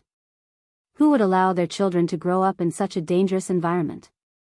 That top student should be glad that there was someone to share his pressure and the scolding of people at this time. During this period of time, Enchanting often heard people discussing who was more suspicious around them, especially those who kicked animals for no reason. They were the focus of people's observation. Even the car owner, who had been sprayed with cat urine by Huang, only took a few deep breaths to calm his anger. He resisted the urge to kick the cat away and then drove away. He didn't even curse. It was a sensitive period in public, so he'd better hold it in for now. Otherwise, if he yelled and others didn't see the cat peeing, they would only see him scolding the cat and kicking the cat. There was no need to wait until tomorrow. Those aunties who went out tonight would let him know why cat urine was so smelly. Looking at Huang, who was standing on the tree trunk and sharpening its claws without knowing anything, Enchanting yawned and prepared to find a place to sleep. Recently, he had been thinking too much, and he had spent too much time online during the day. Cats had more time to sleep. Enchanting moved his claws and counted. Indeed, he didn't have enough sleep. He was preparing to go back to the courtyard to find a tree, but Enchanting was stopped by Immerse. "Black Coal, are you going out tonight?" Immerse asked as he walked out of the school gate. Enchanting looked at Immerse. What was this guy up to now? Immerse smiled maliciously. "I'll see you at the side door behind the eastern courtyard at 8:00 in the evening. If I don't see you by then, I won't wait." Tonight? Enchanting had a vague feeling that it was about the cat abuser. These days, Immerse was only using the media and public opinion to achieve a certain goal. Enchanting had always felt that there was more to it. No matter what, he could only wait until tonight to find out the answer. Jiao Family 3 would be there at night. Enchanting wasn't worried that little Pomelo would be unsafe at home alone. He also didn't have to worry about going out. When the hand on the wall clock in the Jiao family's living room pointed to 7:40, Enchanting ran out. It took him less than 10 minutes to reach the side door. Enchanting squatted by the sidewalk without flower beds and watched the cars coming and going. Not far away, some people got off the bus at the bus stop. When they saw Enchanting, they wanted to tease him, but they were scared away by Zhang Tan's baring of his teeth. Today, Zhang Tan didn't want to be entangled with these people. An ordinary-looking family car stopped and rolled down the window. After seeing that it was Air Mao, Zhang Tan jumped in through the open window of the passenger seat. As soon as Zhang Tan entered, he smelled a familiar scent. There was the cat abusers and the tabby cats. He didn't see the cat, only the tabby cat squatting in the back seat. Zhang Tan looked at Air Mao in confusion. Air Mao curled its lips. I drove past there and saw it squatting by the roadside. I called out. Then, it became like this. When it got into the car, it was still sniffing around. It was sniffing and growling. Black coal, do you think it knows that we're going to fix that guy? Zhang Tan looked at the tabby cat squatting in the back seat with its head down and eyes closed as if it was taking a nap. He really didn't understand what it was trying to do. Without saying anything about the tabby cat, Air Mao drove away. Air Mao's driving was similar to Celestine's. With the radio on in the car, it couldn't stop talking. That guy was in the trunk. He even changed the car. Looks like there were a lot of people who went to chat with him. When I found him, his head was still wrapped in gauze. So it went to kidnap someone. Zhang Tan thought to himself, as expected, there was a backup plan. The car drove out of the third ring road until it reached the suburbs. There were basically no tall buildings in sight before the car stopped. After Zhang Tan looked at the outside environment, his first thought was, Air Mao, this guy, is planning to kill someone and abandon the body? Be good, don't run around. If you run away, I won't care about you. Air Mao said as it got out of the car. Zhang Tan didn't think that it was talking to him. The tabby cat in the back seat raised its head and looked outside. Then, it opened its mouth slightly and let out a lazy meow. It even had the sound that came from its nasal cavity when it had just woken up. It didn't jump out of the car even when the car window was opened. Zhang Tan jumped out of the car and looked around. At this time, the surrounding weeds hadn't grown yet. There were only short clumps of grass. There were sporadic lights in the distance. Because the moon was close to a circle, the moonlight was good. The surroundings didn't seem very dark. It was hazy. Air Mao dragged the person out of the trunk. Looking at the series of movements, it didn't seem like a rookie. It must have done this many times. The person's hands were tied behind his back. His legs were also tied tightly. His mouth was sealed and his eyes were covered with a layer of cloth. He looked a little drowsy and wasn't conscious. This was all Air Mao's masterpiece. After dragging the person out, Air Mao put him down about 10 meters away from the car. Air Mao walked back to the car and pulled out a stick from the car. It said to Zhang Tan, tell me, how should we fight? Zhang Tan didn't look at Air Mao. He saw the tabby cat looking out of the car window. It didn't have the slightest bit of laziness like before. It seemed to be confirming the person's identity. Then, the tabby cat let out a meow. It jumped out of the car and walked towards the person. Seeing the tabby cat's movements, Air Mao didn't say anything. It turned the stick in its hand and stared in that direction. The tabby cat didn't walk very fast. Its ears were pulled back and its whiskers were slightly raised. It let out a meow sound. Zhang Tan could hear that it was different from a pure warning. It already had a strong intention to attack. At this time, the person had already started to wake up. He kicked his legs and rolled left and right. The night wind blew. The friction between leaves and grass made a slight rustling sound. Chapter 171. The person who was slowly waking up didn't understand his current situation, but there was an inexplicable sense of fear. A human? No, it wasn't. Just now, he vaguely heard a human voice, but at the same time, he also heard a cat's meow. He moved his legs, as if he wanted to remove the rope tied to his ankles, but there was another meow, which made his scalp tingle. He knew this cat. He was too familiar with this meow. Because of this meow, he had nightmares for a long time. Even watching cat abuse videos and killing cats with his own hands couldn't erase this fear. On the contrary, it had a tendency to become more and more intense. It was it. It was the tabby cat that he had almost killed, but it had escaped in the end. Why was it always haunting him? He regretted it, really regretted it. Why did he choose this cat when he bought it from the cat trafficker? Perhaps it was because this cat's eyes were the most unruly and fierce. It gave him the most pleasure to kill. Woo! There was another meow.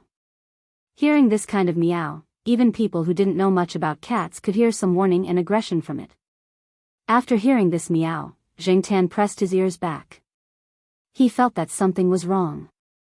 Generally, the warning meow would start low, then rise, and fall at the end. But this tabby cat's voice at the moment sounded different from this one. There seemed to be some other tones in it. Maybe there wasn't much difference in the way ordinary people heard it, but from the perspective of a cat, Enchanting distinguished it with a cat's hearing. He felt that this meow had a kind of calling for the same kind. It was like you didn't understand the language, but you could hear kindness or malice in other people's tone. Cat meows were actually very complicated. Although they weren't as rich and varied as human languages, Enchanting had heard hundreds of them since he became a cat. Maybe every cat had its own way of expressing itself, or maybe different ways of expressing the same meaning, but no one could say for sure. Even Enchanting could only roughly guess the possible meaning from these meows, but he couldn't delve into it. Many voices sounded the same to people, but in fact, the emotions they expressed were very different. Enchanting was thinking when a meow came from not far away. He didn't know whose cat it was that came out for a walk at night. Meow, the multicolored cat meowed again and again. Soon, a few more meows could be heard from afar. They belonged to different cats. He didn't need to fully understand it, but he could roughly guess its meaning when he heard it for the first time.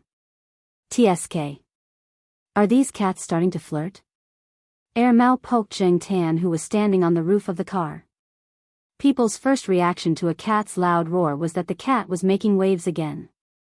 Little did they know that the cat's roar had other meanings, and this kind of roar was completely different from the previous kind.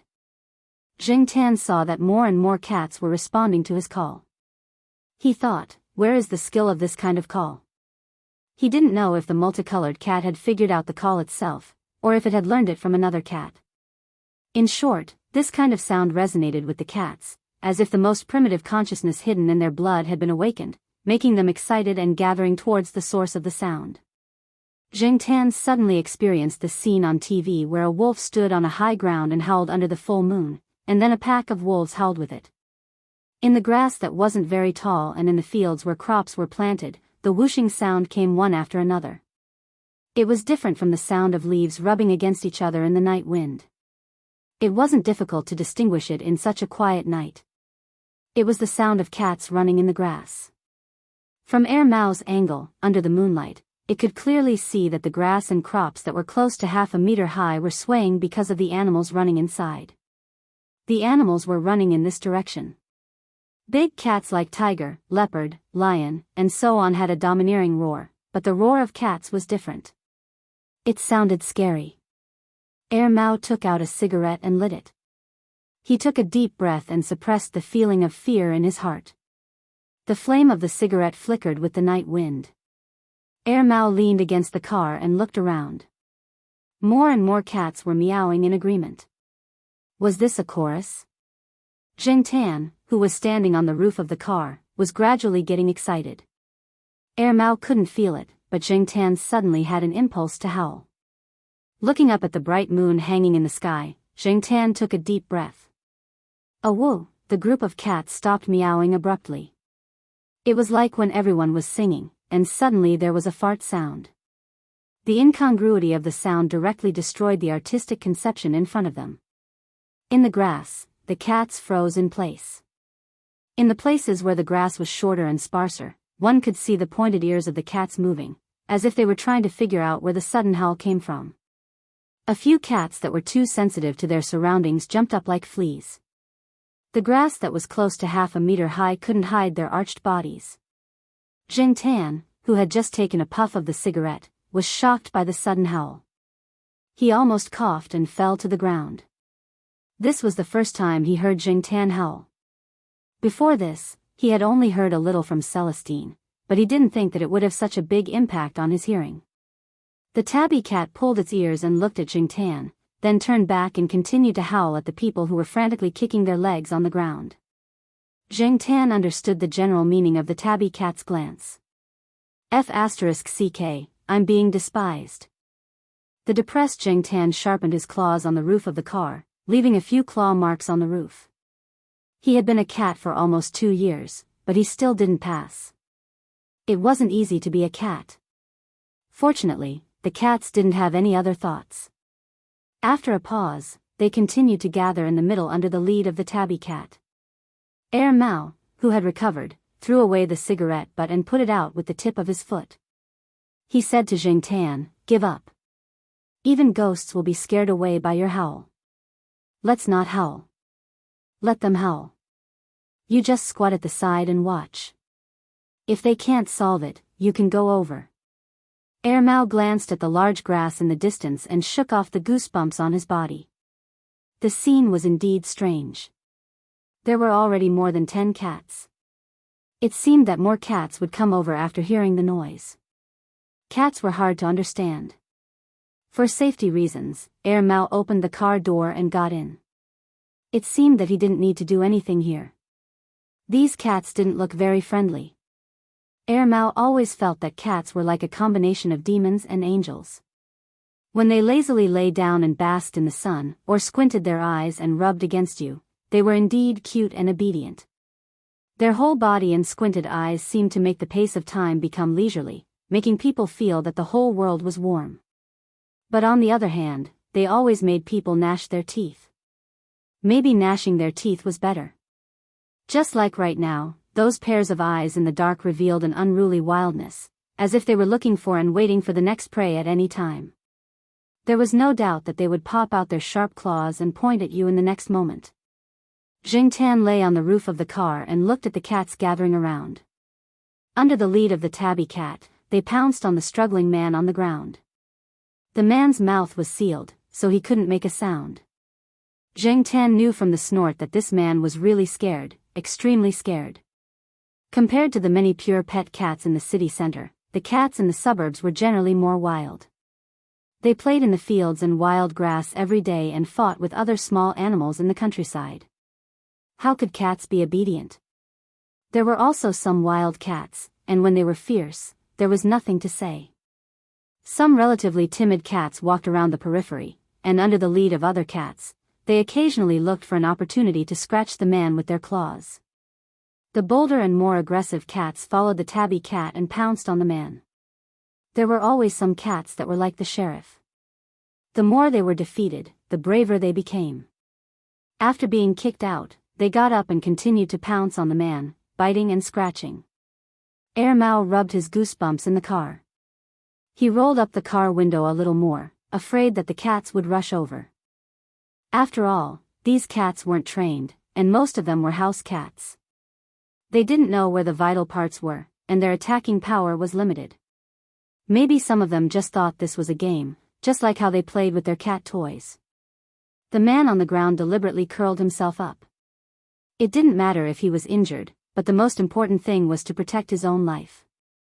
The tabby cat and a more aggressive wild cat were also the ones who bit more fiercely. Mao looked at the time and the battle situation over there. He didn't want this man to die here, so he had to keep an eye on him. As for Jingtan, he was learning how to distinguish which of the tabby cat's cries was the cause of the current situation, which could affect the cat's emotions, and how to mobilize the cat's emotions. Cats weren't considered social animals nowadays, but they weren't absolutely solitary either. After all, they had infiltrated human society, and there were so many cat owners around. Every day when he went out, he would meet many cats, and most of them lived in peace. If he gathered all the cats in Tsinghua University, what would the situation be like? He was a little excited just thinking about it. However, this wasn't an easy skill. Maybe Jingtan wouldn't be able to learn it by the end of his life as a cat. As an alien with a cat's body and a human's heart, compared to a real cat, Jingtan encountered more obstacles. However, as long as he was good at learning and understanding, Jingtan believed that he still had a chance. When Mao called for it to stop, the tabby cat was already stained with a lot of blood. When it heard Mao's call, it responded reluctantly, but in the end, it still retreated and walked to the side of the car to lick its fur. Without the tabby cat, the other cats gradually stopped and spread around to lick their paws. The wild cat saw Mao walk over and ran away, probably thinking that this person wasn't easy to deal with. The clothes and pants of the person on the ground were blood-stained rags, and his hands and face were covered with blood from scratches. He curled up there and didn't move. Only the slight rise and fall of his body showed that he was still alive. The urine and blood on the ground mixed together into a puddle. Although the tabby cat was very fierce, it was quite obedient to Mao. After getting into the car, it returned to its previous docile state. If it wasn't for the blood stains on its body, its docile appearance would have been more convincing. Mao stuffed the person, who was covered in blood, into the trunk. Mao said that he would take care of the rest, and that he would make sure that Jingtan and the tabby cat would never see the person again.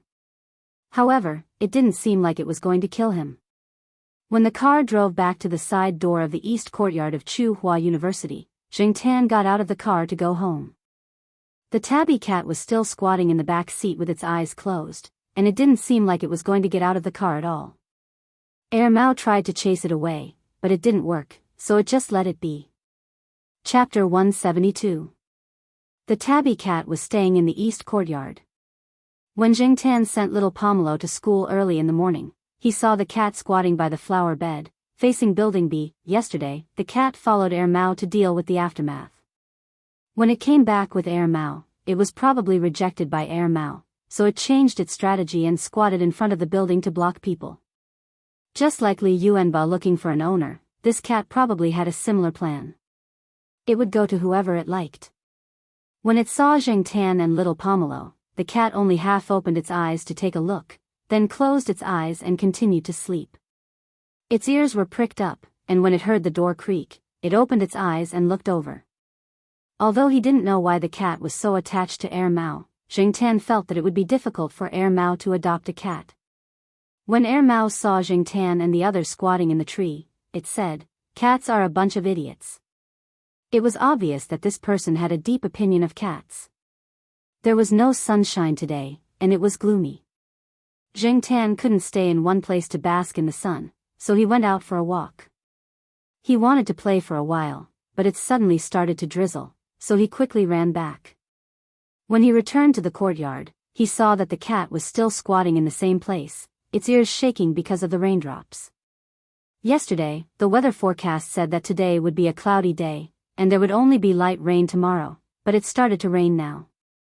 Sure enough, the weather forecast could only be read in real time. Looking at the sky, the rain was unavoidable. If it rained, Jingtan didn't need to pick up little Pomelo at noon. He could just wait at home for lunch. He used to do that when it rained. When he climbed to the third floor, Jingtan listened at Mao's door. There were voices inside, probably on the phone. If this guy had already woken up, he would have gone out to buy breakfast. It was impossible that he didn't know that the tabby cat was squatting outside. Forget it, whether to adopt or not was Mao's own business. Jingtan couldn't help him make the decision. Jingtan couldn't help that tabby cat. That tabby cat had its eyes on this guy.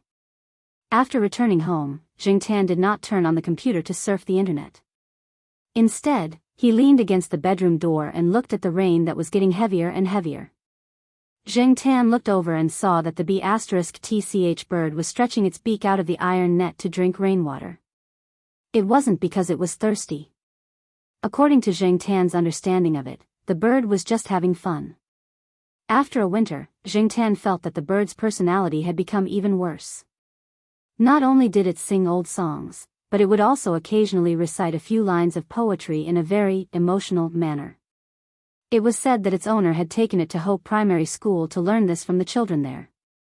Another thing that gave Jingtan a headache was that this bird seemed to have learned how to scold people. He didn't know who it had learned it from. It could only be said that this bird's comprehension was too strong. Jingtan leaned against the door and looked at the balcony that had been soaked by the rain. When the parrot wasn't paying attention, Jingtan poked his head out. He didn't find the cat in the flower bed below. It probably went to hide from the rain. In a place like Chuhua City, during this season, the temperature would rise every time it rained. When the rain stopped, they would wait for the temperature to rise again. Different from Jingtan's calmness, Air Mouse seemed to be more irritated. It didn't want to listen to songs anymore. It took off its headphones and stared at the rain in a daze. The door to the balcony was open. The wind blew in with the humidity outside, making people feel a little cold. Air Mao lit a cigarette and smoked slowly. It was in a bad mood after making a phone call. Thinking about the tabby cat made it even more irritated. At this time, a slightly hoarse and rhythmic voice came from outside. Spring rain is as precious as oil, flowing all over the streets. Air Mao was speechless. F***ck, which lunatic was reciting poetry. Air Mao was too lazy to go out and see who it was. After smoking half of the cigarette, it threw it into the ashtray and went out with a foldable umbrella. Jingtan leaned against the window and looked at the rain. Suddenly, he heard the door creak downstairs. He went to the balcony and stretched his neck to look. Although he couldn't see the head, Jingtan recognized the pants. Why did Air Mao go out? An hour later, the rain stopped. There were only a few drops of rain floating in the air. Many people didn't continue to hold their umbrellas. Jingtan looked at the cement path in front of the building. At this time, classes had ended. Jingtan was waiting for little Pomelo and Jiao Wei to bring food back. He didn't expect to see Air Mao first, and behind Air Mao was the tabby cat. The tabby cat was a little wet. There were some black mud stains on its 4 legs, but it seemed to be in good spirits. Most importantly, when Air Mao went into the building, the cat followed him in. Was he going to raise it? Jingtan was curious. Air Mao brought the cat back. Didn't he not like cats? What a contradictory person. After Air Mao brought the cat back, he looked at the cat who was squatting on the ground and eating. He scratched his head in annoyance. Why did he bring it back? How to raise it? He didn't even take care of himself. How could he raise a cat? The cat would probably be listless after a few days. Alas, people hurt cats. It was all caused by impulse. The paper box was wet from the rain, the disposable paper box with leftovers was soaked in water, and the few fish bones on the ground were slowly washed down by the water flowing down the slope. Thinking back to the situation, Air Mao didn't know what he was thinking. When he saw the cat hiding in the wet paper box looking at him, he asked the cat to follow him. It was just a test. He thought that the cat would ignore him, but he didn't expect the cat to really follow him all the way here. The previous landlord didn't say that pets were not allowed. Besides, there were many pets in the courtyard, so there was no need to worry. Air Mao thought to himself. This cat wasn't as smart as the black cat upstairs. It was too smart to make people feel uncomfortable. At the same time, this cat wasn't too stupid. It could make people less worried. Thinking about it this way, it wasn't bad. Anyway, he was bored now. He would raise the cat first. This cat was probably just on a whim. When it wanted to leave, he would open the door and let it go. For the time being, just let it be. Since he had decided to raise it, Air Mao still had a lot of problems to face. Looking at the stains on the cat, Air Mao frowned. Unable to think of a good solution, Air Mao decided to go upstairs and ask the family on the 5th floor how they usually raised cats. At this time, the girl and the student named Jiao Wei should be there. When Air Mao came, Jingtan was eating. When he asked about the cat food, Jiao Wei didn't know much. It was little Pomelo who answered. She didn't say much, just one sentence, but it was simple and clear. She directly solved Air Mao's question. Little Pomelo suggested that Air Mao make a trip to Ming So Pet Center. There were specialized instructors and all kinds of related products for sale. They could also help bathe the pets. After getting the solution, Air Mao immediately took the cat, which had just eaten its fill, to Xiaoguo's place. When they arrived, Mao realized that there were more things to do than he had thought. Mao didn't know anything about vaccines, deworming and so on, so he left it all to the veterinarians and staff. He just had to pay. A staff member was taking down the registration book. Name? Wang Ming. Mao played with his phone in boredom and didn't look up. The girl in charge of the registration looked at Mao strangely. Your cat has a surname? Huh? Are you asking for the cat's name? Of course. Sir, didn't you already sign your name just now? The cat's name. Mao was silent for 2 seconds. Thinking of the black pattern on the cat's nose, he said, Black Rice. Its name is Black Rice. How old is it? The girl asked again. I don't know. I just adopted it today. Mao shrugged. The girl in charge of the registration showed 2 dimples. Sir, you are so caring. Mao. Hee. It was the first time someone had said that he was caring. Why did it feel so awkward? The girl was very enthusiastic. Of course, while answering Mao's questions, she didn't forget to promote her pet center's products, such as cat climbing frames, cat scratching boards, cat toys, cat food and so on. Mao took the book from the girl and flipped through it. After he liked it, he would look at the real thing later.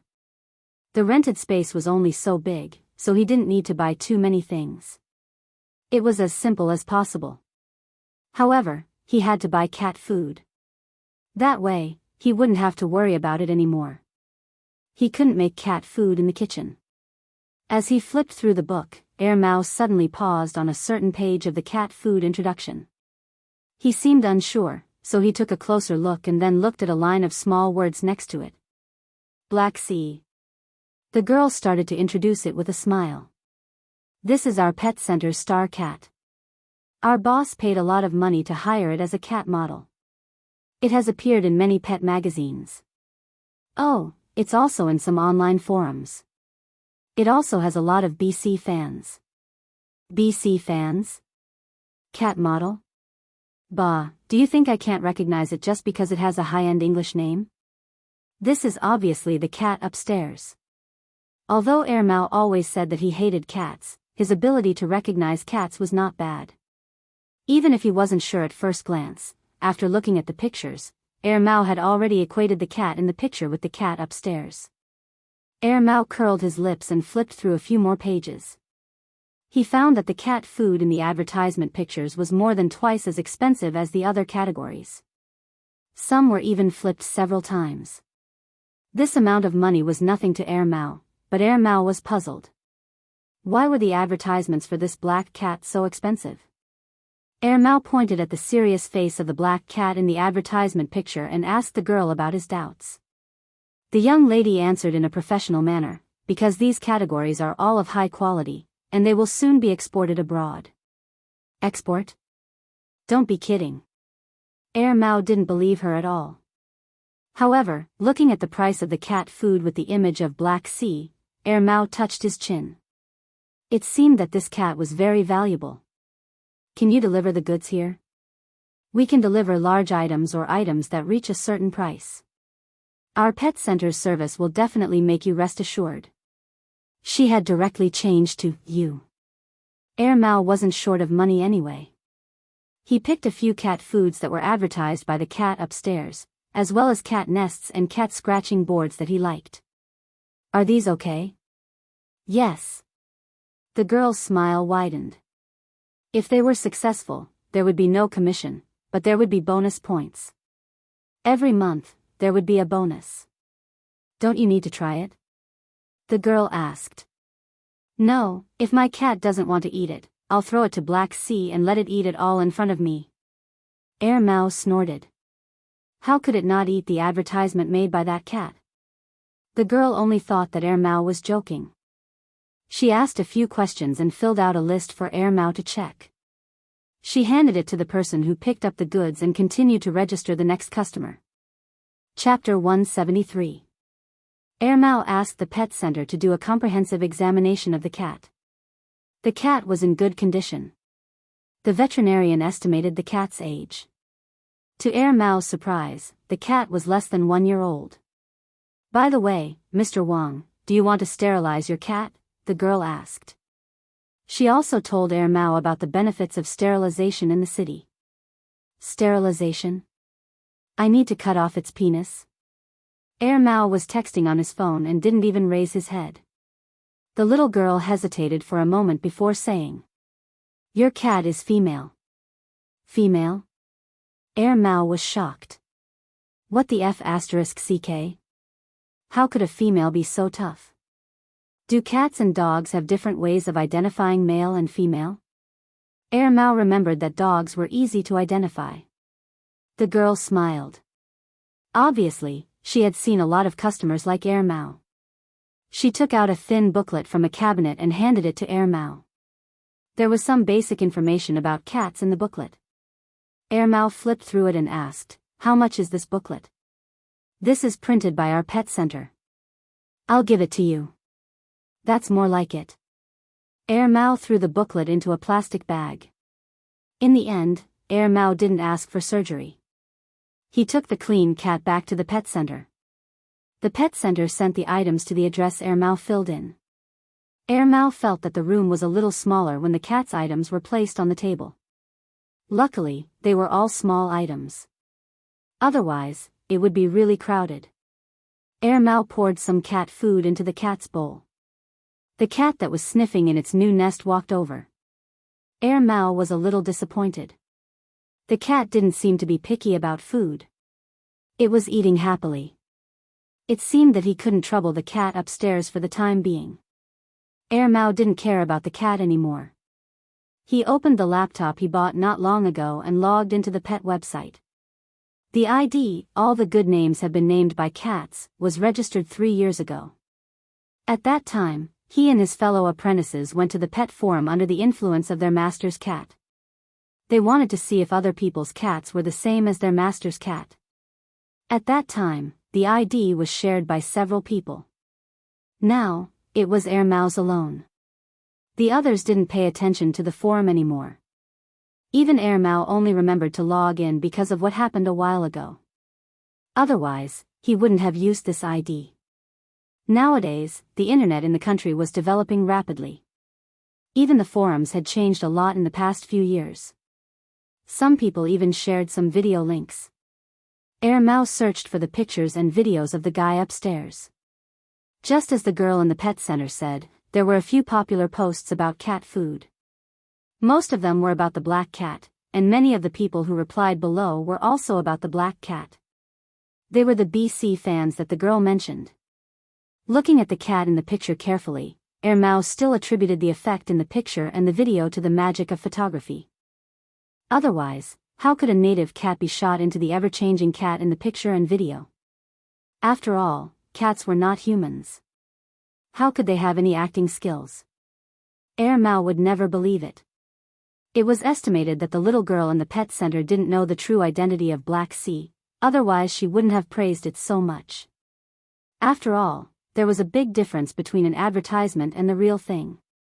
The next day, the weather was sunny. After the rain, the temperature rose quickly. The tabby cat was lying on the balcony, basking in the sun.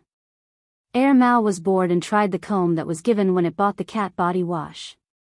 According to the booklet, combing a cat's fur could not only remove the fur that had fallen off, but also prevent the cat from swallowing the fur into its stomach and getting hairball disease. It could also maintain the beauty of the cat's fur, promote the skin's blood circulation, and improve the relationship between cat and human. Since Mao had nothing to do, it moved a small stool to sit next to the cat and combed its fur according to the instructions in the booklet. After a few tries, it became familiar with the movements. Seeing the tabby cat squint its eyes, Mao suddenly felt a sense of accomplishment. Look, cats aren't that difficult to raise. Why did some people talk about raising cats as if they had eaten strange flavored beans? While Mao was feeling proud, suddenly, bang! The sound of something hitting the iron fence came from above. The tabby cat, who was lying on the ground and basking in the sun, suddenly stood up and looked in that direction. Its wandering days had made it used to being highly alert. Air Mao also stopped combing its fur and looked over. Inside the iron fence, a blue parrot hooked its big claws on the iron fence and looked at the man and the cat on the third floor with its yellow eyes. General's attention was mainly on the tabby cat. It didn't know this cat because it had never seen it before. When did this strange cat come? Well, its mouth was itchy. Maybe it felt that the parrot was not a friendly signal, so the tabby cat covered its ears and looked at the parrot on the fourth floor vigilantly. Air Mao didn't think much of it. Cats and birds were not easy to get along. His master's cat went to the forest every day to catch birds of all sizes. However, it was rare to see this kind of parrot in China. No wonder the balcony on the fourth floor was surrounded by iron fences. Looking at the parrot on the fourth floor, Air Mao said with a playful attitude, "Hey, parrot." The general on the other side of the fence quickly replied with standard American pronunciation and some dialect words, "Hello, idiot." Air Mao was speechless. Who taught this King parrot? On the balcony on the fifth floor, Tan was rolling on the ground with laughter as he listened to the conversation below. General was definitely not friendly after seeing the tabby cat, so it attacked Air Mao in this way. Tan and his friends lived on the second floor of Air Mao's building, so they couldn't see what was going on there. However, he could guess the general situation from the conversation between Air Mao and General and the growling of the tabby cat. Fortunately, the people living in this building had a high tolerance for this kind of thing. Otherwise, there would be trouble in the future. However, with Air Mao and his friends on the third floor attracting General's attention, the bird wouldn't bother Tan often. Tan was very happy about this. Just as he was about to listen to the quarrel below, there was a rhythmic honk from the yard downstairs. Tan looked downstairs in confusion. Today was not the weekend. Why would Third Master Fong come here? Although he was confused, Tan still ran downstairs to unlock the door. Fong Xiaokong came in with Tong Qing. Since the cat cart was dragged home, every time Fong Xiaokong took Tan out, Tong Qing would come up to help move the cart. Although the cart was small, it wasn't light. Besides, it had to be moved to the fifth floor. Tong Qing couldn't bear to see his boss do it himself. I happen to have some time today. I have an appointment with old Lu to discuss something. I have to go on a business trip this weekend, so today is the day. I've already told your cat mom that I'll send you back tonight, Fong Xiaokong said as he asked Tong Qing to move the two carts out of the room. Every once in a while, Fong Xiaokong would take Tan to old Lu to discuss business. Just as some people said, communication also relied on tricks. However, there were very few people like Fong Xiaokong who used cats to communicate, but old Lu liked this trick. No, it should be said that old Lu's baby son liked this trick. On the third floor. After Air Mao heard the parrot call him idiot, he was about to scold it back, but he remembered that this was Tsinghua University's staff dormitory, so he didn't say anything.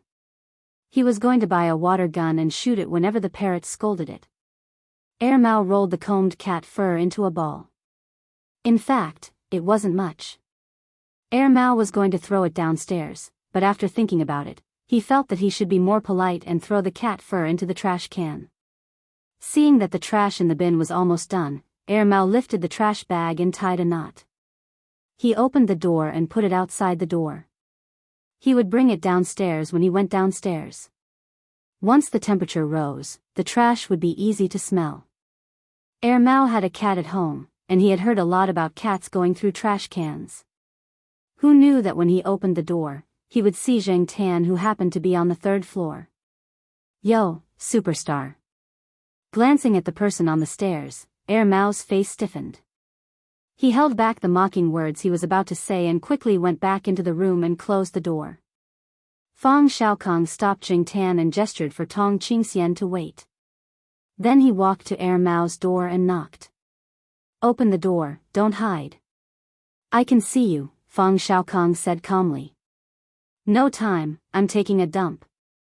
I'll give you 10 seconds to wipe your ass.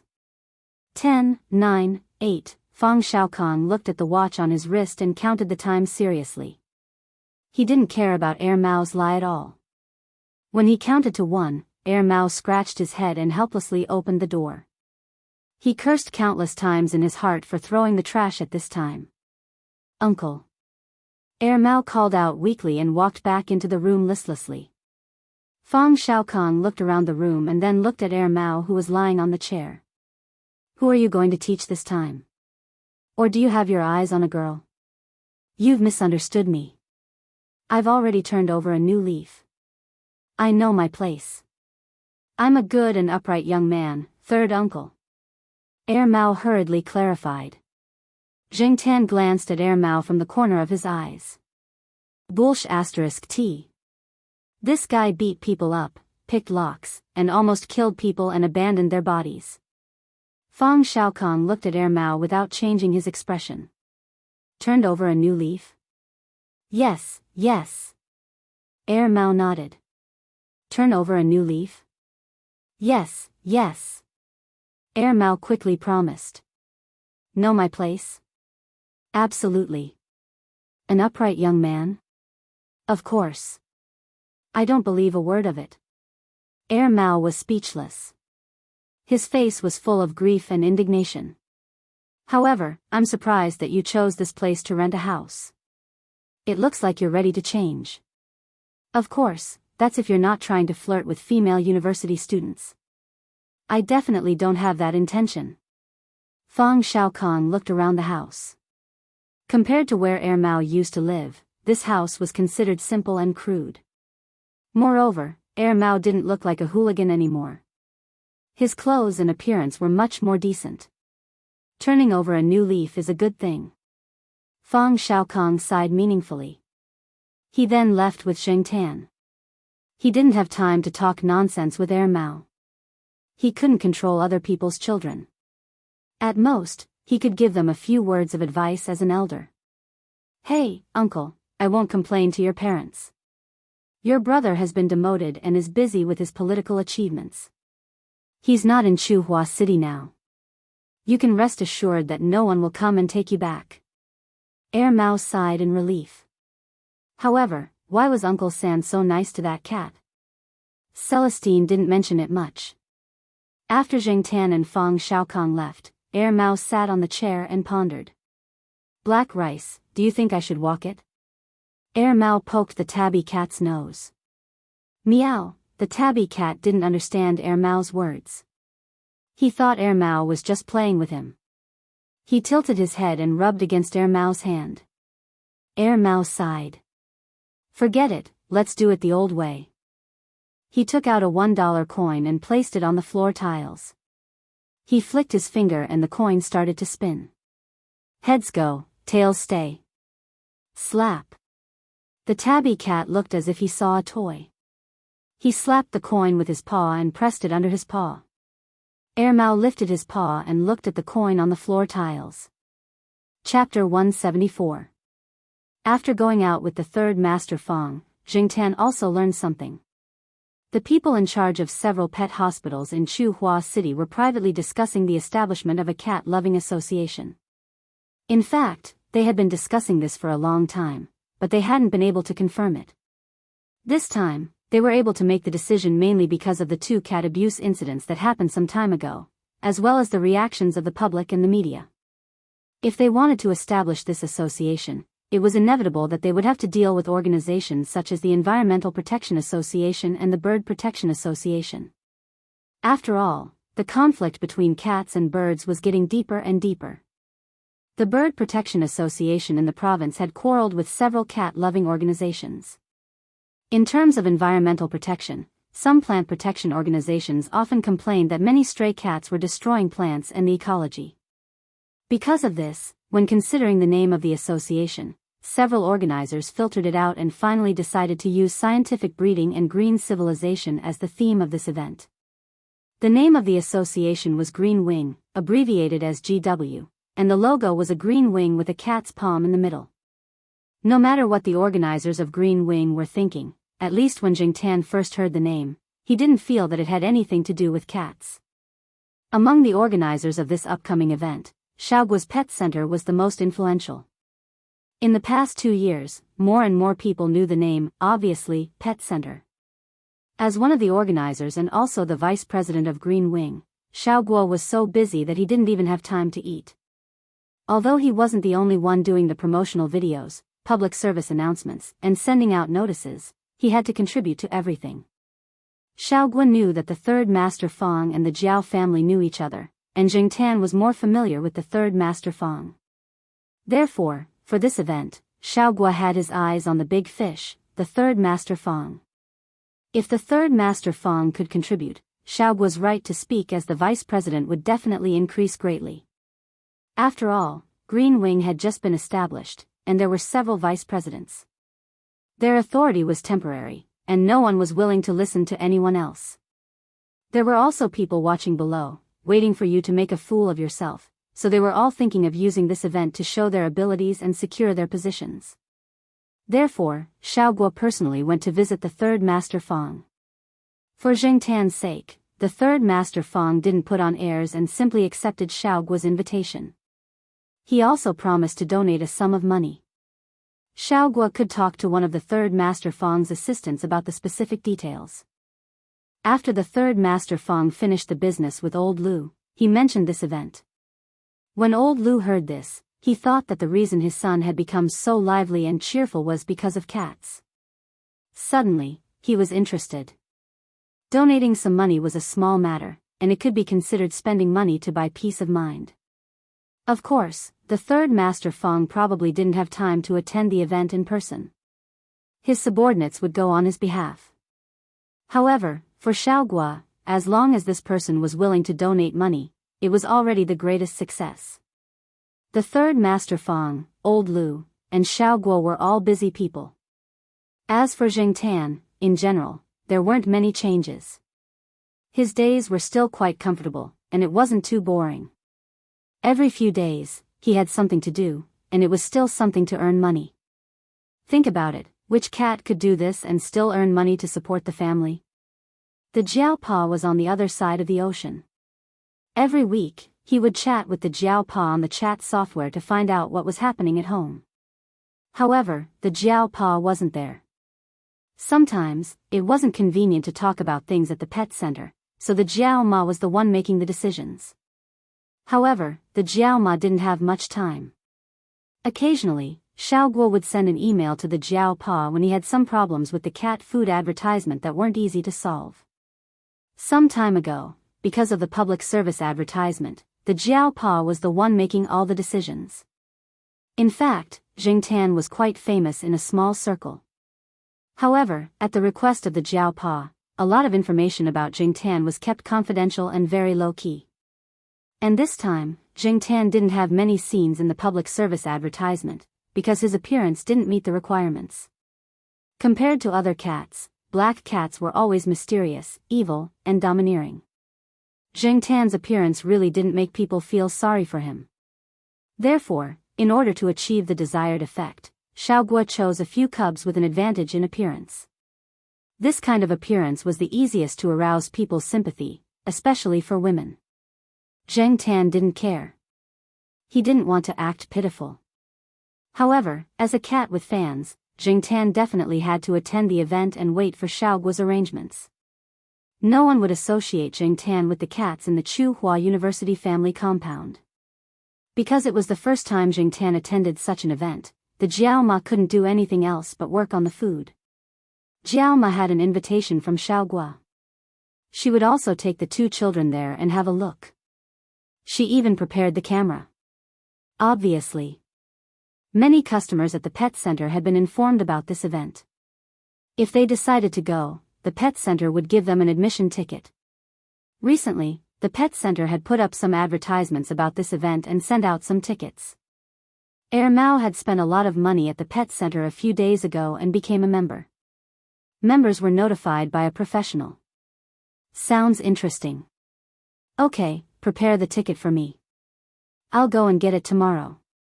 After hanging up the phone, Mao took a slender plastic stick and swung it.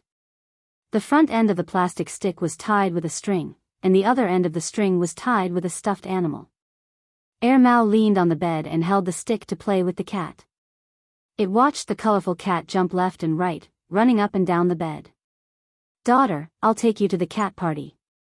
The colorful cat, who didn't understand Mao's words, grabbed the stuffed animal and pulled it. The tail of the stuffed animal was bitten off. The location of the Green Wings event was 6 or 7 stops away from Tsinghua University.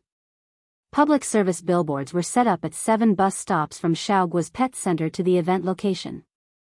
The funds for this event were all donated by various parties, and even some advertising companies gave a large discount. Jing Tan was taken behind the scenes by Xiaogua early. He was with a few cats that often filmed advertisements on Xiaogua's side, waiting to be placed in the exhibition area. Those cats looked calm, but Jing Tan couldn't stay calm. Because, including Jing Tan, the cats were all wearing a small prop, a small green wing that was similar to the logo of the Green Wings Association. It was to represent the image of the pet center. Jing Tan felt like a group of idiots wearing these wings. But those cats were probably used to being tortured by Xiaogua, so they didn't have much interest in the small wings on their backs. Jing Tan resisted the urge to tear off the green wings on his back. In the morning, Xiaogua said that he wanted to be an ambassador for the pet center, but Jing Tan didn't have the slightest interest. Ambassadors could be anyone who wanted to be. It was so annoying. He only hoped that today's event would end soon. In the exhibition area, the cats in the pet center only needed to lie on the big cat tree with the association's name and the pet center's name printed on it. As soon as Jing Tan was taken out, he stared at the cat carrier at the top of the cat tree. Originally, the first cat to be taken was the representative cat of the pet center, the American Shorthair, Prince. It had to be said that Prince's appearance was an advantage, and he looked very strong. But Jing Tan didn't care. After Prince jumped on the cat carrier, Jing Tan also jumped on it without waiting for him to pose. This cat tree was custom-made.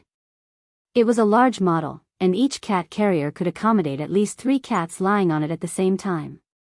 Therefore, Jing Tan didn't feel crowded when he jumped on it. When Prince saw Jing Tan, he moved to the side, but Jing Tan didn't make a sound or move his paws. He just looked at him. After a few seconds, Prince pressed his ears and jumped to the cat carrier at the bottom. Then, Jing Tan occupied the highest point of the cat tree by himself, lying on top of it with a sour face. He was not in a good mood, so he looked at everyone with disdain. However, this attitude made people who passed by the cat tree think at the same time, this cat's aura was really strong. "Hey, brother, what's the background of that black cat?" The person who asked the question was an employee of another pet hospital. They often had contact with cats, and they could tell who the leader was from the interactions between the cats. Originally, they thought it was the American Shorthair, but now it seemed that it wasn't the case. The American Shorthair just looked a little domineering, but when the black cat jumped on it, it was obvious who was better. The employee of the Mingming So Pet Center was surprised. "You don't know it? It's BC. BC?" The person was puzzled. The employee of the pet center didn't say much. He pointed to one of the billboards on the side. It was a cat food advertisement that Jing Tan had recently filmed. Damn! It's this guy. At the main venue, after several organizers and guests gave their speeches, a series of promotional activities began. This time, the main purpose was to promote the TNR program to the public, so that residents who didn't know about it would have the opportunity to receive relevant education.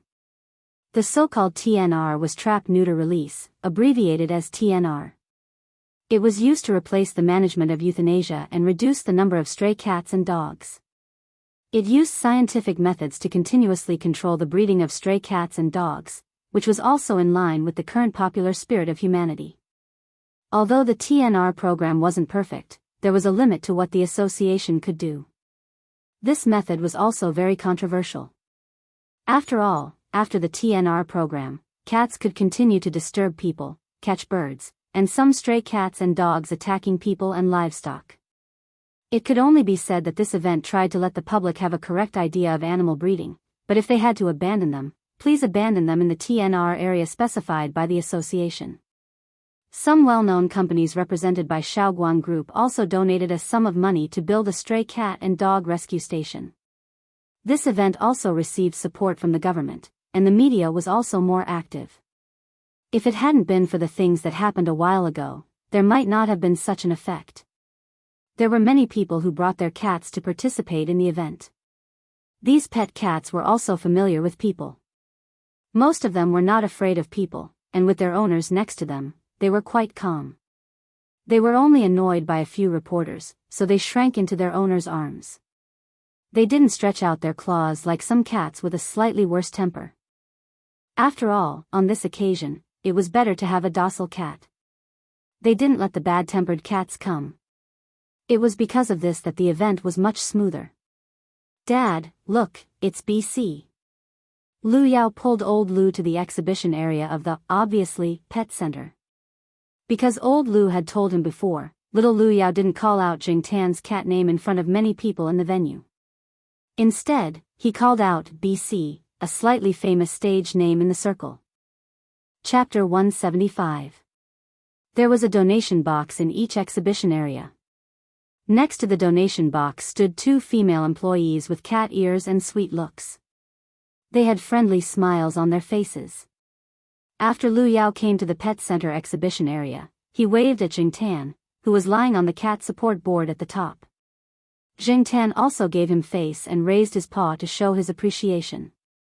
Lu Yao came prepared that day. After greeting Jing Tan, he accepted a storage container that looked like a toy car from Ol. Lu. "This is my pocket money." Lu Yao handed the car-shaped money container to the female employee next to the donation box. The opening of the donation box was too small for Lu Yao's car-shaped money container to fit in. The female employee smiled gratefully and received the piggy bank from Lu Yao with both hands. They had a good impression of this kid, and one of the employees wanted to take a picture of this scene. This was a positive example, and they could use it for publicity. No matter how much money was in the piggy bank, it was still the kid's kind intentions. However, old Lu refused, and the employee could not say much. She could only secretly call her boss and ask him to come out and talk. After the donation, the employee who took the money container took out a cat-shaped note. People who came to donate could write their blessings and other things they wanted to say on the note and then paste it on the wooden board next to the wall. President Fong, don't you have something to do today?" Old Lu noticed Fong Xiaokong coming over and smiled. Jing Tan looked over. Fong Xiaokong did say that he did not have time today and that he had to go to Beijing. He did not expect him to come over at this time. Not only did he come, but Fong Xiaokong was also holding a little girl's hand. The little girl had a ponytail and her eyes were big. She looked smart and cute. She was curiously looking at the people and things around her. She looked slightly younger than little Pomelo. However, little Pomelo was more silent, and this child was more lively. "Things have changed. I didn't leave. This is my daughter, Fong Mengmeng." Fong Xiaokong did not explain much, and old Lu did not intend to get to the bottom of it. At this time, some reporters were at the main venue.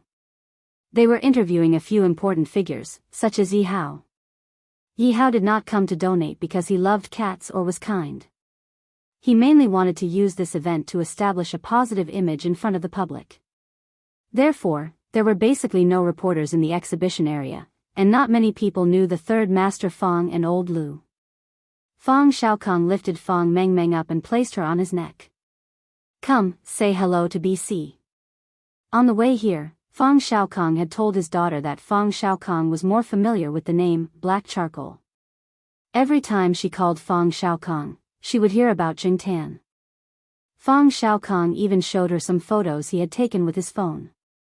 In order to avoid harassment from the people who came to participate in the event, Jing Tan had deliberately chosen this high ground. Therefore, if someone wanted to come into contact with Jing Tan, it would be difficult for someone shorter to do so. Fong Xiaokong was not short, but even though Fong Mengmeng was riding on Fong Xiaokong's neck, the cat-holding board was still a little taller than her. However, as long as she raised her arm, she could easily touch the scratching board. Fong Mengmeng, who was riding on Fong Xiaokong's neck, looked at Jing Tan. She did not know much about cats, and she did not have a cat at home. However, many of her relatives had dogs. Therefore, seeing Jing Tan in person, Fong Mengmeng was a little afraid. She had heard that cats like to scratch people, and had seen her classmates being scratched by cats. Say hello, high five. Fong Xiaokong patted his daughter's calf and looked at Jingtan. Fong Mengmeng looked at Jingtan and hesitated for a moment. She had no choice. Cats that were good-looking and docile always attracted people's attention and were easier to get close to. However, black cats like Jingtan always gave people a sense of alienation and danger. Jingtan saw the fear in Fong Mengmeng's eyes. He gave her face and took the initiative to raise his hand and extend it towards Fong Mengmeng, keeping his sharp claws. With Fong Xiaokong's encouragement, Fong Mengmeng also reached out her small hand and touched Jingtan's paw. Fong Xiaokong was about to put his daughter down, but unexpectedly, Fong Mengmeng grabbed Fong Xiaokong's hair with one hand and kicked it with the heel of her foot. Give me another one. In the entire Fong family, probably only his daughter would dare to ride on Fong Xiaokong's neck and grab his hair like this. However, Fong Xiaokong was still laughing happily when his hair was grabbed. Nowadays, many families only had one child and treated them like treasures. After Jingtan and Fong Mengmeng high-fived again, Fong Mengmeng was completely unafraid. After the third high-five, she didn't let go of her hand. Instead, she directly reached out to Jingtan and pulled his beard. Jingtan was speechless. Although she didn't pull hard and Jingtan didn't feel any pain, it was enough to make him depressed. Why did children like to pull cat tails and beards? Lu Yao looked at them enviously. Then, old Lu grinned and lifted Lu Yao up to his neck. Now, father and son were getting closer and closer. Old Lu had a smile on his face all day. Jingtan patiently bumped hands with Lu Yao and Fong Mengmeng a few times. Fong Mengmeng heard that Lu Yao had donated his pocket money. She didn't have any money with her, but she had brought her father with her. Fong Xiaokong dug into his pockets. There was about 600 to 700 yuan in cash. The rest were all cards. People like them didn't carry much cash, so Fong Mengmeng stuffed all the money they took out into the donation box. Jingtan looked at Lu Yao and Fong Mengmeng. Two rich second-generation heirs who spent lavishly. Didn't they see the smile on the cat-eared employee's face? On the other side, Lu Yao and Fong Mengmeng were pasting blessings on the wooden wall. Old Lu and Fong Xiaokong only cared about their children. Jingtan stood on high ground and noticed someone sneaking away. Heir Mao had brought black rice here to participate in the event. He wanted to come over and insult Jingtan, but he didn't expect to see Fong Xiaokong. Hence, Heir Mao immediately turned and left. However, before Heir Mao could breathe a sigh of relief, his face froze again. Heir Mao? You're actually in Chuhua City. Zhao Le said in surprise. To prevent Heir Mao from escaping, Zhao Le grabbed Heir Mao's clothes tightly. F***CK. What kind of luck is this? Heir Mao was very regretful. His luck seemed to be very bad recently. Previously, he was caught by Fong Xiaokong. Today, he was caught by Zhao Lu. He couldn't deny it even if he wanted to. Heir Mao was still thinking about how to sneak away when Zhao Lu dragged him to the rest area at the side of the exhibition area. There were many people with cats sitting there and chatting. Coincidentally, someone got up and left an empty table. Zhao Lu looked at Heir Mao as if he was looking at an alien. What, it's only been 2 years and you don't recognize me anymore? Even if he was caught, Heir Mao's tone was still aggressive. Zhao Lu was his peer, not Fong Xiaokong. He didn't need to restrain himself. You've changed a lot, at least you look that way. Zhao Lu still remembered Heir Mao's ruffian image. Heir Mao's father was so angry that he wanted to beat him a few times with a stick. Like a good citizen. Zhao Lu nodded affirmatively. Heir Mao didn't say anything. However, Black Rice, who was locked in the pet bag, wasn't so quiet. He grabbed the bag with his paws and meowed. Heir Mao quickly opened the bag and carried Black Rice out. Fortunately, Black Rice didn't plan to run around. He squatted on the table and looked around curiously, as well as the other cats that followed his owner. A chinchilla jumped onto the table, but the next moment, it was slapped down by Black Rice. However, this situation was very common among cats, so the owner of the chinchilla didn't complain. She smiled at Mao and left with the chinchilla. Good job. Mao patted Black Rice's head proudly, then took out a bag of cat food from his pocket. There was a disposable paper cat bowl under the table. Mao poured some into it as a reward for Black Rice's performance just now. Since when did you like cats? Zhao Lu couldn't help but ask. Mao didn't answer.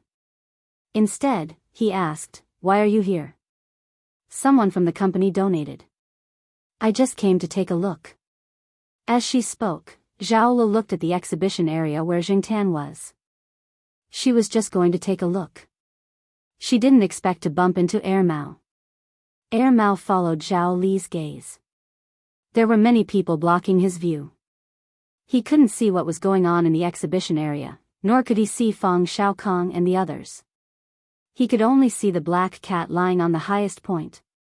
Zheng Tan was also paying attention to them. He saw the situation just now. He thought that Mao and Zhao Lu knew each other, and they were very close. Mao looked at the black cat lying on the highest point, then looked at Zhao Lu. "Do you know that black cat?" Mao was just casually asking to change the topic. He didn't expect Zhao Lu to nod. "Yes, I know it. We're quite close." "Why, do you know it too?" Zhao Lu noticed Mao's constipated expression. Although Mao hid it well, Zhao Lu still noticed it. Zhao Lu was much more sensitive in observing people's expressions now. "I don't know it." Mao was expressionless, but he cursed the black cat 1,000 times in his heart. *CK, no wonder his luck wasn't good recently. Now that he thought about it, it was all because of that black cat. It was all because of it. Mao didn't want to stay here any longer. He ignored Zhao Li's question and left. He didn't want to be caught by Feng Xiaokong again. Moreover, he didn't know if he would meet any acquaintances later. He didn't expect to meet so many acquaintances at an ordinary charity association event. In the end, Zhao Lu still didn't get Mao's current address from him. However, getting his phone number was a big gain today. Zheng Tan couldn't hear the conversation between Mao and Zhao Lu. He could only guess from their attitudes. As expected, Mao had a powerful background. Zhao Lu didn't send anyone to follow Mao after he left. It would be futile. Such methods wouldn't work on Mao. After thinking about it, Zhao Lu typed a message and sent it to Wang Bin. Mao needed Wang Bin to deal with him. It was the weekend. Wang Bin rarely had time to go back to Chuhua City to visit his parents. However, his father was busy with work and hadn't returned home yet. Wang Bin's mother was complaining to Wang Bin about some things in her life recently. When she heard Wang Bin's phone ring, she stopped talking and signaled her son to look at the phone first. Wang Bin had 2 phones. Judging from the sound, it was his personal phone. He didn't think it was anything important at first. However, after reading the message, his expression changed and returned to normal. He calmly put his phone back into his pocket. "What's wrong?" Wang Bin's mother asked. "Nothing. Please continue." After his mother finished nagging and went to rest, Wang Bin went back to his room and closed the door. With a complicated expression, he dialed the number Zhao Lu gave him. Hearing the beeping sound from the phone, Wang Bin pondered what he should say to his twin brother when the call connected. After a few rings, the call finally connected. Wang Bin was about to speak when he heard a loud shout from the other side of the phone. "Daughter. That's a phone. You can't throw it." Wang Bin was speechless. Daughter? Where did the daughter come from? An illegitimate daughter? Was there going to be a storm in the family? Chapter 176. Mao's phone was slapped from the table into the bucket by his daughter. At that time, Mao was in a bad mood. He didn't know what to do after coming back from the other side, so he brought a bucket of water to wipe the table. The beer he drank yesterday spilled on the table, as well as the oily soup he ate some time ago. Seeing his daughter sniffing around the table, Mao rolled up his sleeves and brought a bucket of water over. He used the towel he tore yesterday to practice his hand strength to wipe the table. The phone was placed on the bedside table. When Mao was wiping the computer table, Wang Bin called. The ringing of the phone startled Black Me, who was squatting next to it. It slapped the phone, and coincidentally, it hit the answer button. Cat owners knew that cats had a habit of being untouchable. Therefore, after the first claw, there would be a second claw. Black Me's second claw slapped the phone down. What was even more coincidental was that Mao put the bucket next to the bedside table. The bedside table was where he started wiping. Therefore, after Wang Bin heard Mao's roar, there was the sound of something falling into the water. Then, there was no reply from the other side. Mao took out the phone from the bucket with a depressed face. He looked at the darkened screen. There was no response when he turned it on. He removed the battery and took out the hairdryer to blow at it. It was useless. Well, this phone couldn't be used anymore. Mao helplessly looked at Black Me, who was squatting on the table innocently. He rubbed his forehead and suddenly understood the complicated feelings of cat owners. However, he didn't want to go out today. He would buy a new phone tomorrow. He could just use the chat app to contact people. There was no rush. He just didn't know who called him just now. Wang Bin tried to call a few more times, but the other side didn't pick up. He was sure that the voice that roared just now was his twin brother, and after hearing the content of Mao's roar, Wang Bin was eager to know what was going on with his daughter. Today, when he was listening to his mother's nagging, he was still talking about when Mao would get a proper girlfriend, get married, have children, and then stay at home obediently. Wang Bin didn't like to fight unprepared battles. If Mao really caused trouble, he had to prepare in advance. Otherwise, there would be a lot of arguments at home. Of course, he had to find Mao first. However, Wang Bin did not have much time to stay in Chuhua City. After calling Zhao Le to find out more, Wang Bin recalled seeing the black cat at his third uncle's banquet, but he didn't have much of an impression of it. They could definitely find Mao if they used some professionals or some tough methods, but they couldn't use those methods. Otherwise, it would definitely have the opposite effect. Similar things had happened before. Asked the owner of the cat. Zhao Le heard that the family lived in the family compound of Chuhua University. Basically, no one was there during the day. Even if there were children, Zhao Le didn't want to disturb them. After a moment of silence, Wang Bin dialed the phone number of a friend in Chuhua City. That guy was bored out of his mind, so Wang Bin wanted to find something to do. If there was no result, Wang Bin planned to come to Chuhua City next weekend and visit the cat's owner in person. Just like what the third Master Fong had said, most of the people who knew Mao would never have thought that Mao would live in a family compound in the university. Therefore, Wang Bin directly ignored the possibility of Mao living around there. On Zheng Tan's side, Zheng Tan, who was bored like an idiot at the exhibition area, followed the Jiao family home. It was already afternoon when the Jiao Ma brought the two kids to the event, so they directly waited for the event to end before leaving with Zheng Tan. Of course, this was all done in secret. No one knew that the arrogant BC, who occupied the highest spot on the cat support board, would be with the Jiao Ma trio. As for the salary settlement, Xiao Guo would naturally transfer it to his card. This was discussed with the Jiao Pa, so Zheng Tan didn't have to worry about it. After the event, Zheng Tan had nothing to do for the next few days, so he strolled around the campus. Soon, Zheng Tan's mood was not so good. He realized that someone was spying on him. This feeling was very unpleasant. Fortunately, the person who was spying on him was an idiot. When Zheng Tan was being spied on, there was also someone following him, but that person probably valued cats more and paid attention to hiding himself. But this time, not only was he not hiding, he was blatantly telling Zheng Tan, "Hey, I'm spying on you." For the third time, Zheng Tan looked at the young man in a casual suit and sunglasses with his hands in his trouser pockets. He thought back to recent events. Was it because of the Green Wings Association's event that he was being spied on? No, it couldn't be. Zheng Tan overturned this guess. It wasn't that Zheng Tan was belittling himself, but from the event and the exhibition that day, he knew that as a cat, he really didn't have much weight. Other than a few people that Jingtan knew, such as the third Master Fang, Old Lu, and Zhao Lu, most of the people who had some status in the past had ulterior motives, such as Yi Hao, some media, and some politicians. The person who was spying on him was wearing expensive clothes and didn't look like someone who lacked money.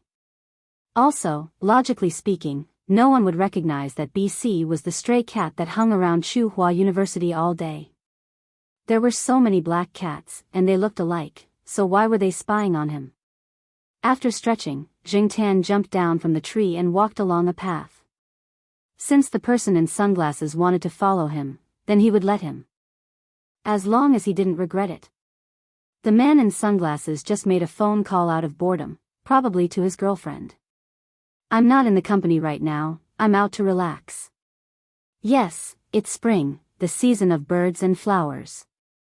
Okay, I'll talk to you later, I still have things to do. Come, baby, kiss. Seeing Jingtan leave, the man in sunglasses quickly hung up and followed. Although he promised to help his friend, it was really too boring. However, he could see many good-looking female university students on campus, and it would be even better if he could have a romantic encounter. Unfortunately, the black cat lay on the tree for an hour, so he could only call someone to kill time. Jingtan was now very familiar with Tsinghua University. No matter if it was crowded or remote, he had been to all of them. Just like the man in sunglasses said, now was indeed the season of birds and flowers. However, in some places, the birds didn't mean the flowers were fragrant. Jingtan's pace wasn't fast, and he looked like he was leisurely strolling and enjoying the afternoon. The man in sunglasses continued to follow him. Then, he smelled a strange smell. There was no one else on this path, only Jingtan and the man behind him. The students who had classes were all in class, and the students who didn't have classes would study by themselves, so they wouldn't choose this angel's path. The man in sunglasses looked at his surroundings calmly, and was thinking that Tsinghua University was indeed a century-old school, and the greenery was great. Just as he was thinking about it, he heard a light pop on his shoulder. The man in sunglasses turned his head to look, and his face immediately turned green. A white and gray lump had smashed on his shoulder, and he couldn't wipe it off even if he wiped it. Jingtan quickened his pace and ran out of this path. He usually didn't take this path, as there were many birds here, and this path was also one of Tsinghua University's Angel's Path *T. He heard the man in sunglasses curse, and he thought that he must have been hit. Therefore, Jingtan didn't plan to stay for long. Those birds with no integrity wouldn't hold back just because there were people below. Actually, not everyone who walked this path would hit the jackpot. It was just a matter of probability, but the man in sunglasses had hit the jackpot more than once today. There was even a lump on his sleeve. This lump was a little red, and he didn't know what the bird had eaten. In short, the man in sunglasses didn't stop cursing. While Jingtan was secretly happy, he also heard some problems from the man in sunglasses' words, and it involved Wang Bin and Mao. What made Jingtan understand was a phone call the man in sunglasses made after he left this path. Wang Bin, let me tell you, in order to help you, I've gone through all kinds of hardships and suffering. The man in sunglasses said as he walked while holding the phone. He had already taken off his jacket and was holding it in his hand. After he saw the black cat jump onto a stone bench, he also found a stone bench and sat down. You didn't see Mao? Where's the cat? Wang Bin asked after listening to the man's complaints. The cat is 1 meter away from me, right next to me. Don't worry, I'm watching. I'll definitely catch Mao. The man in sunglasses was very confident. Then what was the look in its eyes when it looked at you? Wang Bin paused and said with uncertainty. He heard a lot about the black cat from Zhao Lu, and he knew that this cat was different from normal cats. Look. What else could it be, a cat's look? The man in sunglasses casually looked at the stone bench next to him and happened to meet Jingtan's eyes, which looked like he was looking at an idiot. The man in sunglasses choked on the second half of his sentence.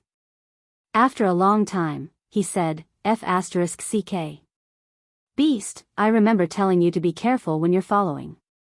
Don't be too obvious. Wang Bin sighed. Cough, Isn't it just a cat? Look at you guys being so cautious. Forget it, this is just a coincidence. I'll continue to follow. Who knows when I'll see Mao run out. The man in sunglasses hung up the phone, took off his sunglasses, and looked seriously at the cat on the stone bench next to him. Hey, are you deliberately playing with me? The man in sunglasses asked.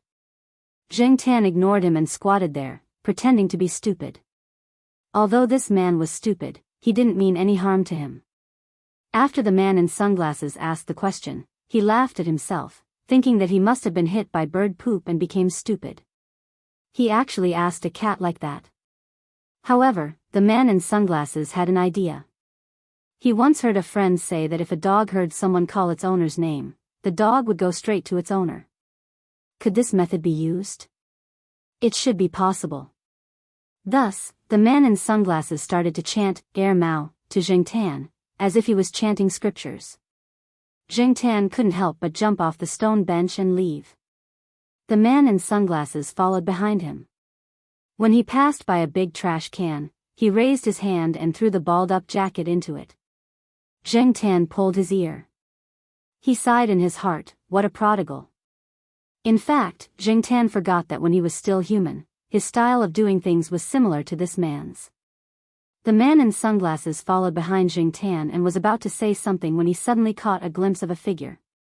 He immediately sped up and ran in that direction. The line between 2 points was the shortest, so the man in sunglasses decided to cross the lawn. There were metal railings around the lawn, so the man in sunglasses jumped. One leap. When the man in sunglasses' right foot landed, it happened to step on the poop that Sahara had taken when it broke free from the rope and came out to parkour this morning. However, this person didn't realize it. Zheng Tan looked. It turned out that Mao had come back from outside and coincidentally bumped into the man in sunglasses. It had to be said that this was really a coincidence. When Zheng Tan jogged back to the east courtyard, Mao and the man in sunglasses had probably already talked for a while. When he reached the 3rd floor, the door to Mao's room wasn't closed tightly. Zheng Tan could hear the two people talking inside. I didn't expect you to find a place like this to stay. Are you trying to increase your knowledge? The Mao student who even forgot to write the word suitable when writing an essay? This was the voice of the man in sunglasses. Back then, who was the one who wrote his name, Qin Tao, instead of Qin Shou, and wrote 2 pages full of paper and was sent back by the teacher for rewriting. Then, as if he had been wronged, he took the initiative to spread his grievance to the whole class. People who don't even write 3 dots less when writing their own names have no right to criticize me. This was Mao's voice. Zheng Tan. Chapter 177. It was a little windy today. The wind that blew in from the ventilation window in the corridor pushed the door open a little. Zheng Tan thought for a while and walked in to see if the man in sunglasses and Mao would fight. For Zheng Tan, watching a fight was a great way to pass the time when he was bored. After Qin Tao and Mao argued with each other for a while, the atmosphere eased a little. However, Zheng Tan could tell from their conversation that they were very familiar with each other and didn't seem to hate each other. Just as Zheng Tan had guessed, Qin Tao, Mao, and Wang Bin had all grown up together. They had been classmates from elementary school to high school. The origin of the nickname, Qin Shou, was caused by Qin Tao himself. When he was in elementary school, he was punished to write his name. As a result, the character, Tao, in his notebook was missing 3 dots. It was full of dense and crooked Qin Shou.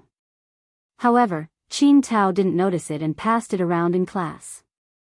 Then, the nickname, Qin Shou, followed Qin Tao. However, only those who had a good relationship with Qin Tao or those who had a similar status dared to call him that. Otherwise, this guy would have already punched them. Compared to Wang Bin, Qin Tao and Mao had more revolutionary friendship. When they were in middle school, the two of them were always in the last 2 places in class. It was not that they were hopelessly bad at their studies, but because of their status, they were always thrown into classes with more top students and stronger teachers, while Wang Bin was always in the top 10. Therefore, in terms of common topics and their glorious deeds, Mao and Qin Tao would definitely have more to talk about. This was also one of the reasons why Wang Bin asked Qin Tao to come over.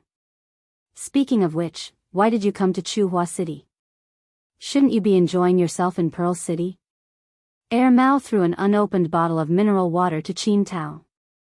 I got into some trouble and was sent here to learn from my uncle. Actually, it's just an idle job. There are people helping me with other things. I don't have to do it myself.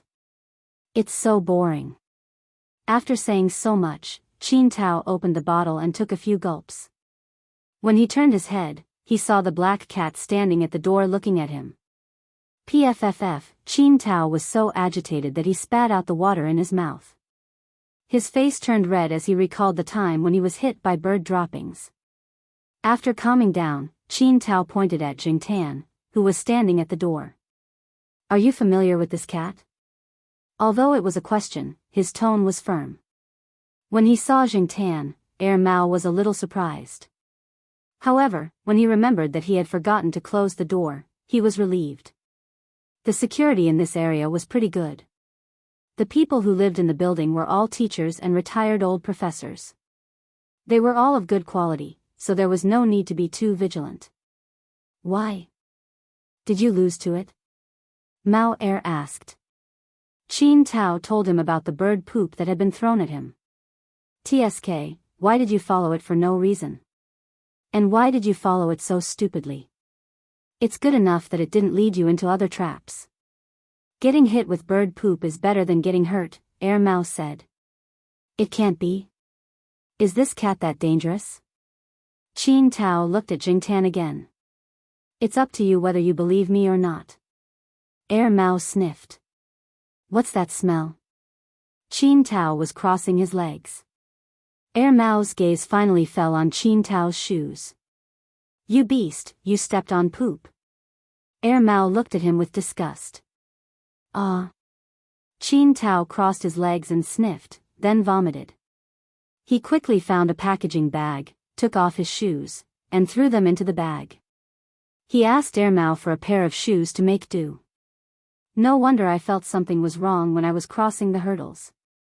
Throwing the plastic bag with the poop shoes at the door, Qin Tao looked at the black cat that was still at the door. He felt that the cat was gloating and despising him. Jing Tan was indeed gloating, but he despised Qin Tao's behavior of throwing away his dirty clothes and throwing away his shoes that stepped on poop. What a prodigal.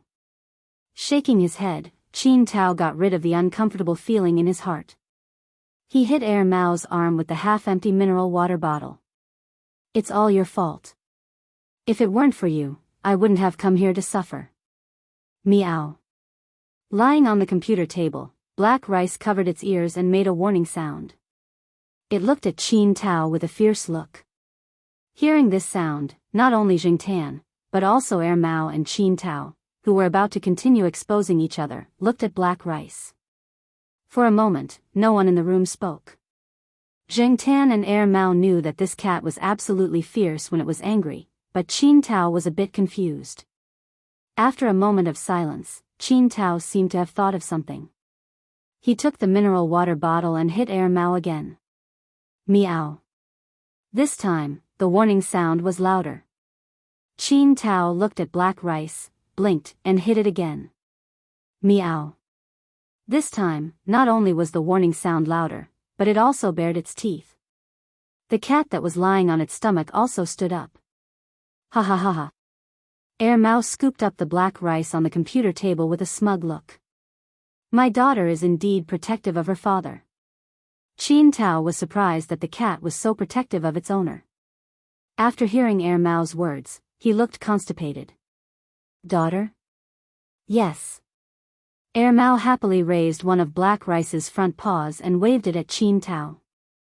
If you hit me with the bottle again, I'll let my daughter scratch you. Qin Tao snorted. Why do you want to raise a cat? Mao only briefly explained how it treated the cat abuser. I don't want to raise a cat that's too strong, but I also don't want a gentle cat that won't even catch mice. Also, the people at the pet center said that this cat should have been domesticated before, but for some reason, it became a stray for a period of time. However, in general, it's quite friendly to people. Qin Tao looked at the cat that was nestled in Mao's arms obediently and discounted the word, friendly, in his heart. He didn't hit it again. Qin Tao explained the cause and effect of Wang Bin asking him to find Mao. So you followed this cat here? Mao turned its head and looked at Zheng Tan, who was squatting at the door. You sold me out? Zheng Tan pulled his ear. Today was definitely a coincidence. He really didn't plan to bring Qin Tao here. It was just that Mao appeared at that time. Mao and Qin Tao didn't expect to get any answers from a cat, so they continued to chat. When it was time, Zheng Tan went to pick up little Pomelo. When he returned to the family building, Mao's door was already tightly shut. He didn't hear any sound from inside, so it probably went out. The next day, Zheng Tan sent little Pomelo to school. When he was about to go home and go online, he saw that Mao's door was open again. Mao was becoming more and more disliked closing the door. It was probably because it always forgot to bring the key, and it wasn't good to use the wire to open the door, so it simply left it open. Anyway, there was a door control in the building. It could not only prevent random people from coming in, but also prevent the home cat from running out. After thinking about it, Zheng Tan opened the door and went in. According to the person yesterday, Mao's family would probably come looking for him. There was no one else in the house.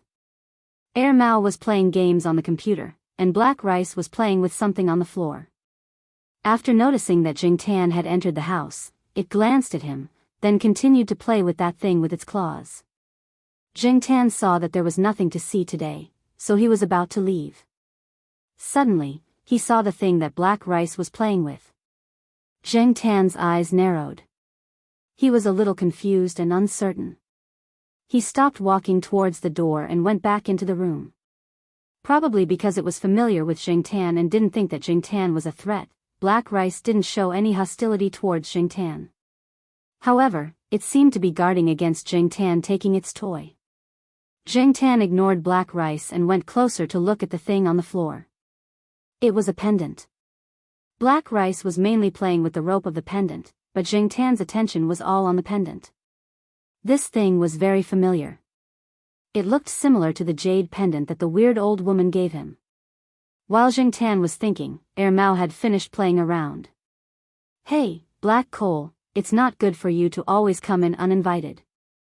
Hey, daughter, you can't play with this thing. Mao didn't care about Zheng Tan anymore. It quickly picked up the pendant and wiped it with its sleeve. Seeing that the pendant's rope was bitten and scratched, Mao wondered when it should change the rope. After all, this pendant had been changed a few times. After putting the pendant back, Mao saw that Zheng Tan was staring at it, so it waved its hand. Go back to your house and play. Don't steal Black Rice's cat food. There was an automatic feeding machine in the living room.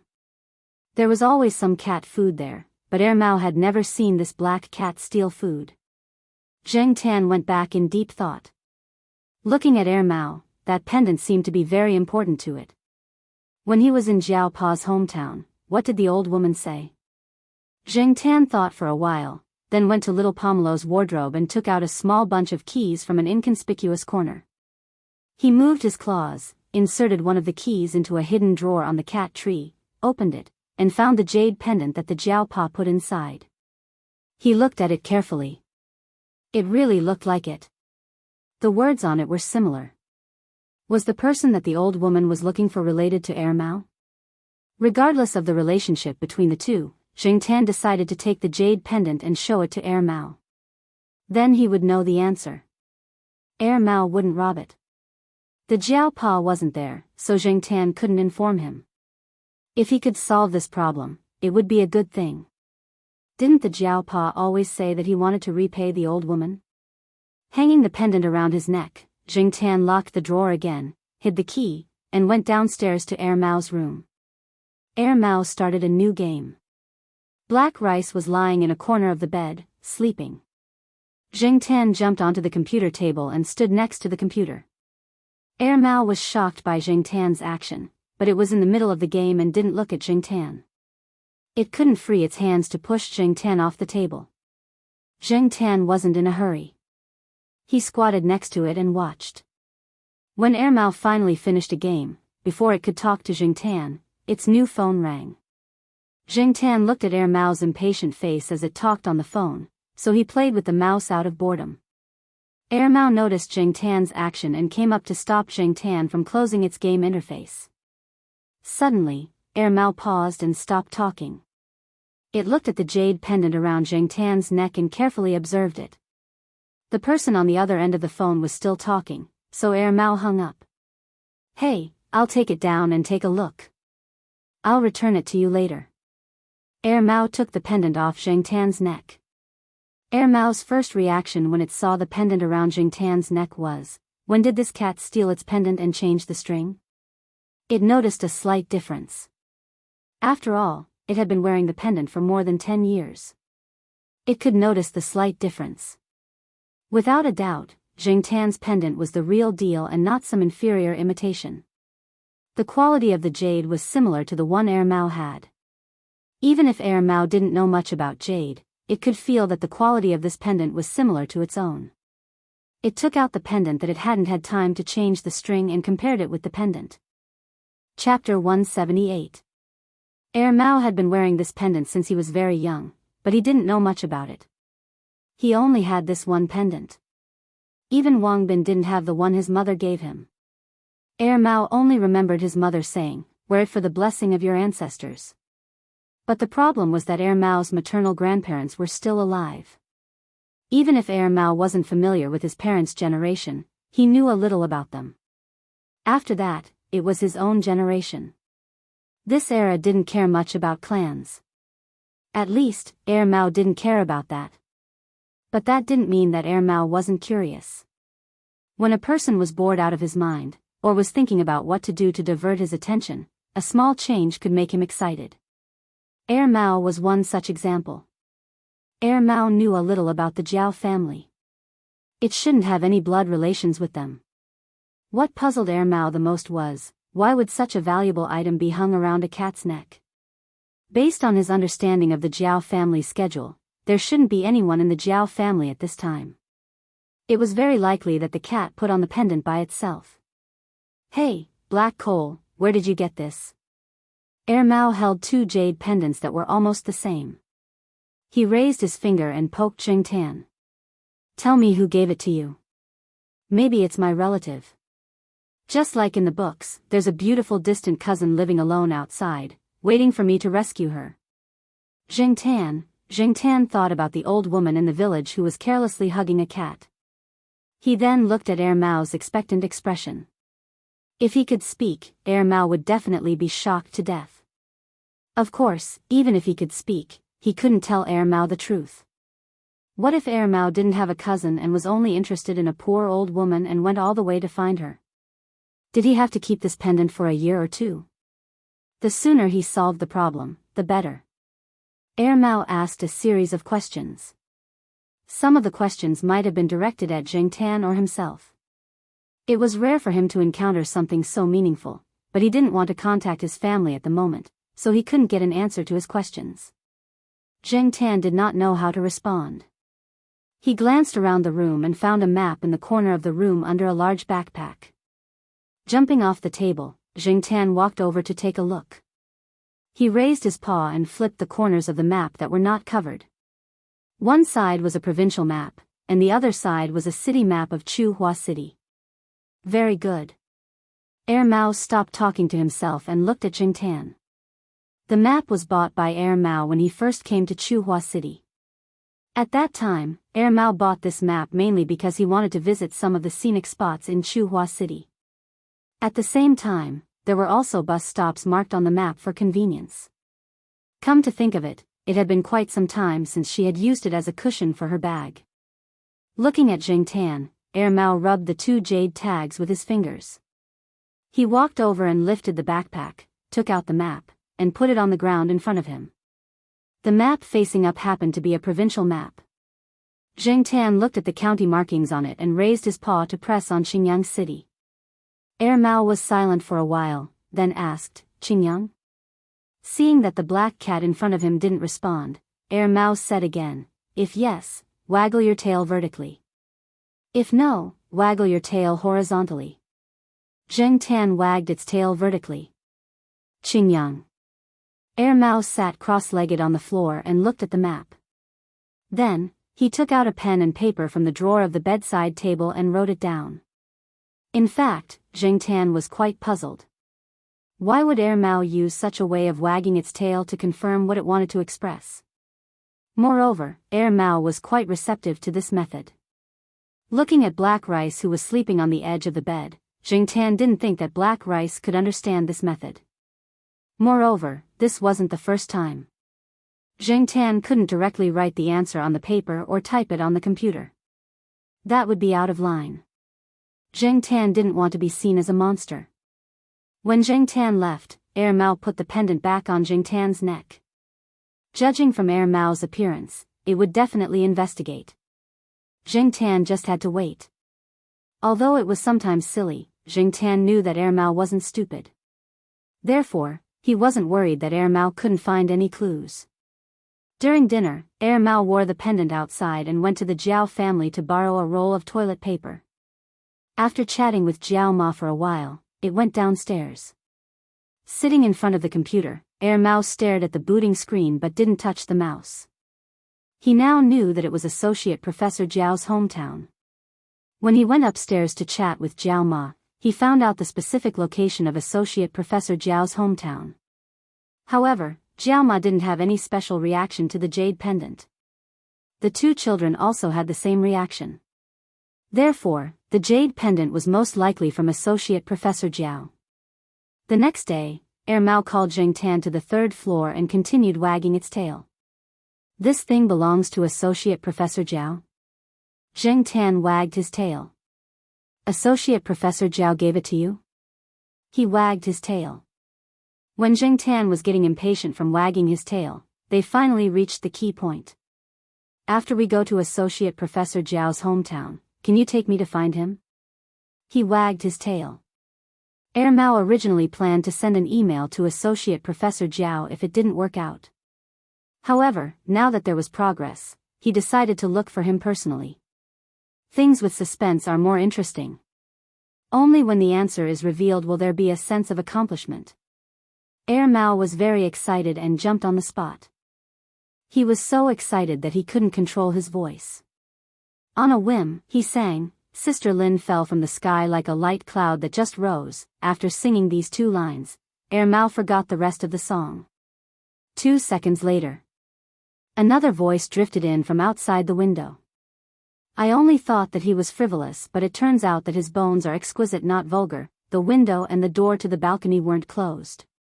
At this time, the surroundings were very quiet, so the voice could be heard clearly. Air Mao rushed out of the balcony and looked to the 4th floor. General was shaking his head by the iron fence. When he saw that Air Mao didn't continue, he continued to sing. Air Mao. F***CK. F***CK, this guy can even sing you opera. Zheng Tan secretly shook his head. These two idiots cooperated well. However, he imagined Air Mao meeting the old lady. He hoped that Air Mao wouldn't feel that the world was full of evil. For the next few days, Air Mao planned how to get Zheng Tan to lead the way. First, he had to find a way to get Jiao Ma's permission before he could bring Zheng Tan out. It would take at least 1 day to go and come back. However, Air Mao felt that time was too tight. It would take at least 2 days. Hence, Air Mao thought of Celestine. In the end, Celestine came up with an excuse in his name. Celestine took Zheng Tan out to play more than once. Jiao Ma didn't think much of it. Moreover, after Jiao Pa went abroad, Celestine and the others had been helping to take care of the Jiao family. Jiao Ma didn't say much after a few words of advice. Air Mao had to ask Celestine for advice on how to bring a cat out. After all, Zheng Tan's cat was different from other cats. If you wanted to use a normal pet bag, Zheng Tan wouldn't even look at it. The day they decided to go out was a Sunday. Air Mao reluctantly sent Black Rice to the pet center. He could only ask the people at the pet center for help these few days. The sky was a little gloomy. The weather forecast said that it would rain these few days. Air Mao borrowed Celestine's car and drove out to Shenyang. Zheng Tan was sleeping in the back seat. There was a travel bag next to him. Zheng Tan had to squat in the bag when he went out on foot. Not long after Air Mao left, Wang Bin, who wanted to talk to Air Mao, came to the eastern courtyard of Tsinghua University. He found that the place Air Mao rented was empty. Professor Lan, who lived across the street, saw Wang Bin, who looked like Air Mao, and kindly told him that Air Mao went out, probably somewhere far away, but didn't know where exactly. Zheng Tan was sleeping in a daze. He was woken up by the sudden ringing of his phone. He looked at Air Mao, who was driving, and picked up the phone with one hand and turned it to silent mode. Zheng Tan couldn't sleep. He looked out of the car window. It was raining heavily. After arriving in Shenyang, Air Mao booked a room in a hotel. He parked his car in the hotel parking lot. Then he carried his bag out and went to the bus stop to take a taxi. The reason why he didn't drive directly to the village was that Air Mao didn't know the way. He only knew which town and which village it was. If he drove himself, not only would Celestine's car suffer, but Air Mao also wouldn't be able to find the place. After thinking about it, he decided that it was better to take a taxi directly. Zheng Tan didn't know the way to the village either. During the spring festival, the Jiaopa drove, and Zheng Tan was only responsible for looking at the scenery and sleeping. There were buses in the bus stop that went directly from the city to the town below. Although pets were not allowed in the bus stop, the management of this small bus stop was not strict. They didn't check luggage, so Air Mao's little tricks didn't come in handy. When they arrived in Shenyang, the sky began to clear up. The bus that Air Mao wanted to take was in high demand, and people got on the bus before buying the ticket. There was no such thing as booking in advance. There were many people around the bus stop who were in charge of soliciting passengers. It was noisy. Zheng Tan felt stuffy in the bag, but it wasn't so good outside either. Looking out through the gap, Zheng Tan felt a little dizzy when he heard people shouting and running around in local dialect. Whether it was in the past or now, Zheng Tan had never had such an experience. However, Air Mao seemed to be quite familiar with it. It smiled and chatted with the people who were soliciting passengers outside the bus stop. That bus was already full, but the people who were soliciting passengers continued to get people on the bus. Those people were already used to it. Looking at the bus that was smaller than the bus in Tsinghua City, but full of people, Zheng Tan felt uneasy. Was it really okay? Was it seriously overloaded? Air Mao decided to wait for the next bus. It wasn't that Air Mao didn't want to squeeze in, but that Zheng Tan couldn't. If he did, he would probably be squeezed into a cat meat pie. After waiting for 2 hours, the next bus came. Air Mao went up and grabbed a seat. Zheng Tan was relieved. It felt good to have a seat. Zheng Tan felt that the bus ride was quite bad. There were all kinds of smells, all kinds of noises, and a child kept crying. It hurt his ears, so Zheng Tan regretted this trip. There were ups and downs along the way, but generally speaking, the bus was emptier as they went further. When they finally arrived at the bus stop, Zheng Tan opened the zipper of his bag and breathed in the fresh air outside. Air Mao didn't complain. It seemed that this guy had a lot of similar experiences. When he came to the village during the spring festival, the weather was good, so he didn't feel anything. Now it had just rained, so everywhere was wet and deserted. Occasionally, he could see 1 or 2 pedestrians walking by. Air Mao could feel that his feet were heavier when he walked a few steps on the muddy road. There was a thick layer of mud on the soles of his shoes. He went to a small grocery store at the entrance of the village and asked for a pair of rain boots. Otherwise, his sports shoes would be ruined. Air Mao, who was fully equipped, stood at the entrance of the village and looked at the road leading to the village. Okay, Sister Lin is just ahead. Chapter 179. When they arrived at the village, Zheng Tan had to lead the way. Otherwise, Air Mao wouldn't know where to find them. The surrounding area was under construction again. They were preparing to build a flat path in front of each house. Zheng Tan and the others arrived at a bad time. The construction had just started. Some of the stones on the surface had been removed, so there was a lot of mud. Some of the puddles could only be reached by stepping on stones that were specially placed there. "Hey, black coal, bark when we're here. Don't let me pass," Mao said. After passing through the mud path, the road surface was slightly better. At least there was a small path paved with stones and bricks. This time, Jingtan really had to come out of his backpack to lead the way. After a few steps, his paws were all covered in mud. There was nothing he could do about it. It was just that he didn't have shoes to wear. Jingtan couldn't get rain boots like Mao. It had just rained, and it wasn't the peak time to go out, so there weren't many people passing by. Originally, Jingtan was worried that the villagers who had seen him during the New Year would recognize him. However, those villagers only glanced at him and didn't pay any attention. Perhaps, to the villagers, there was nothing special about such a cat. It was not a rare cat breed.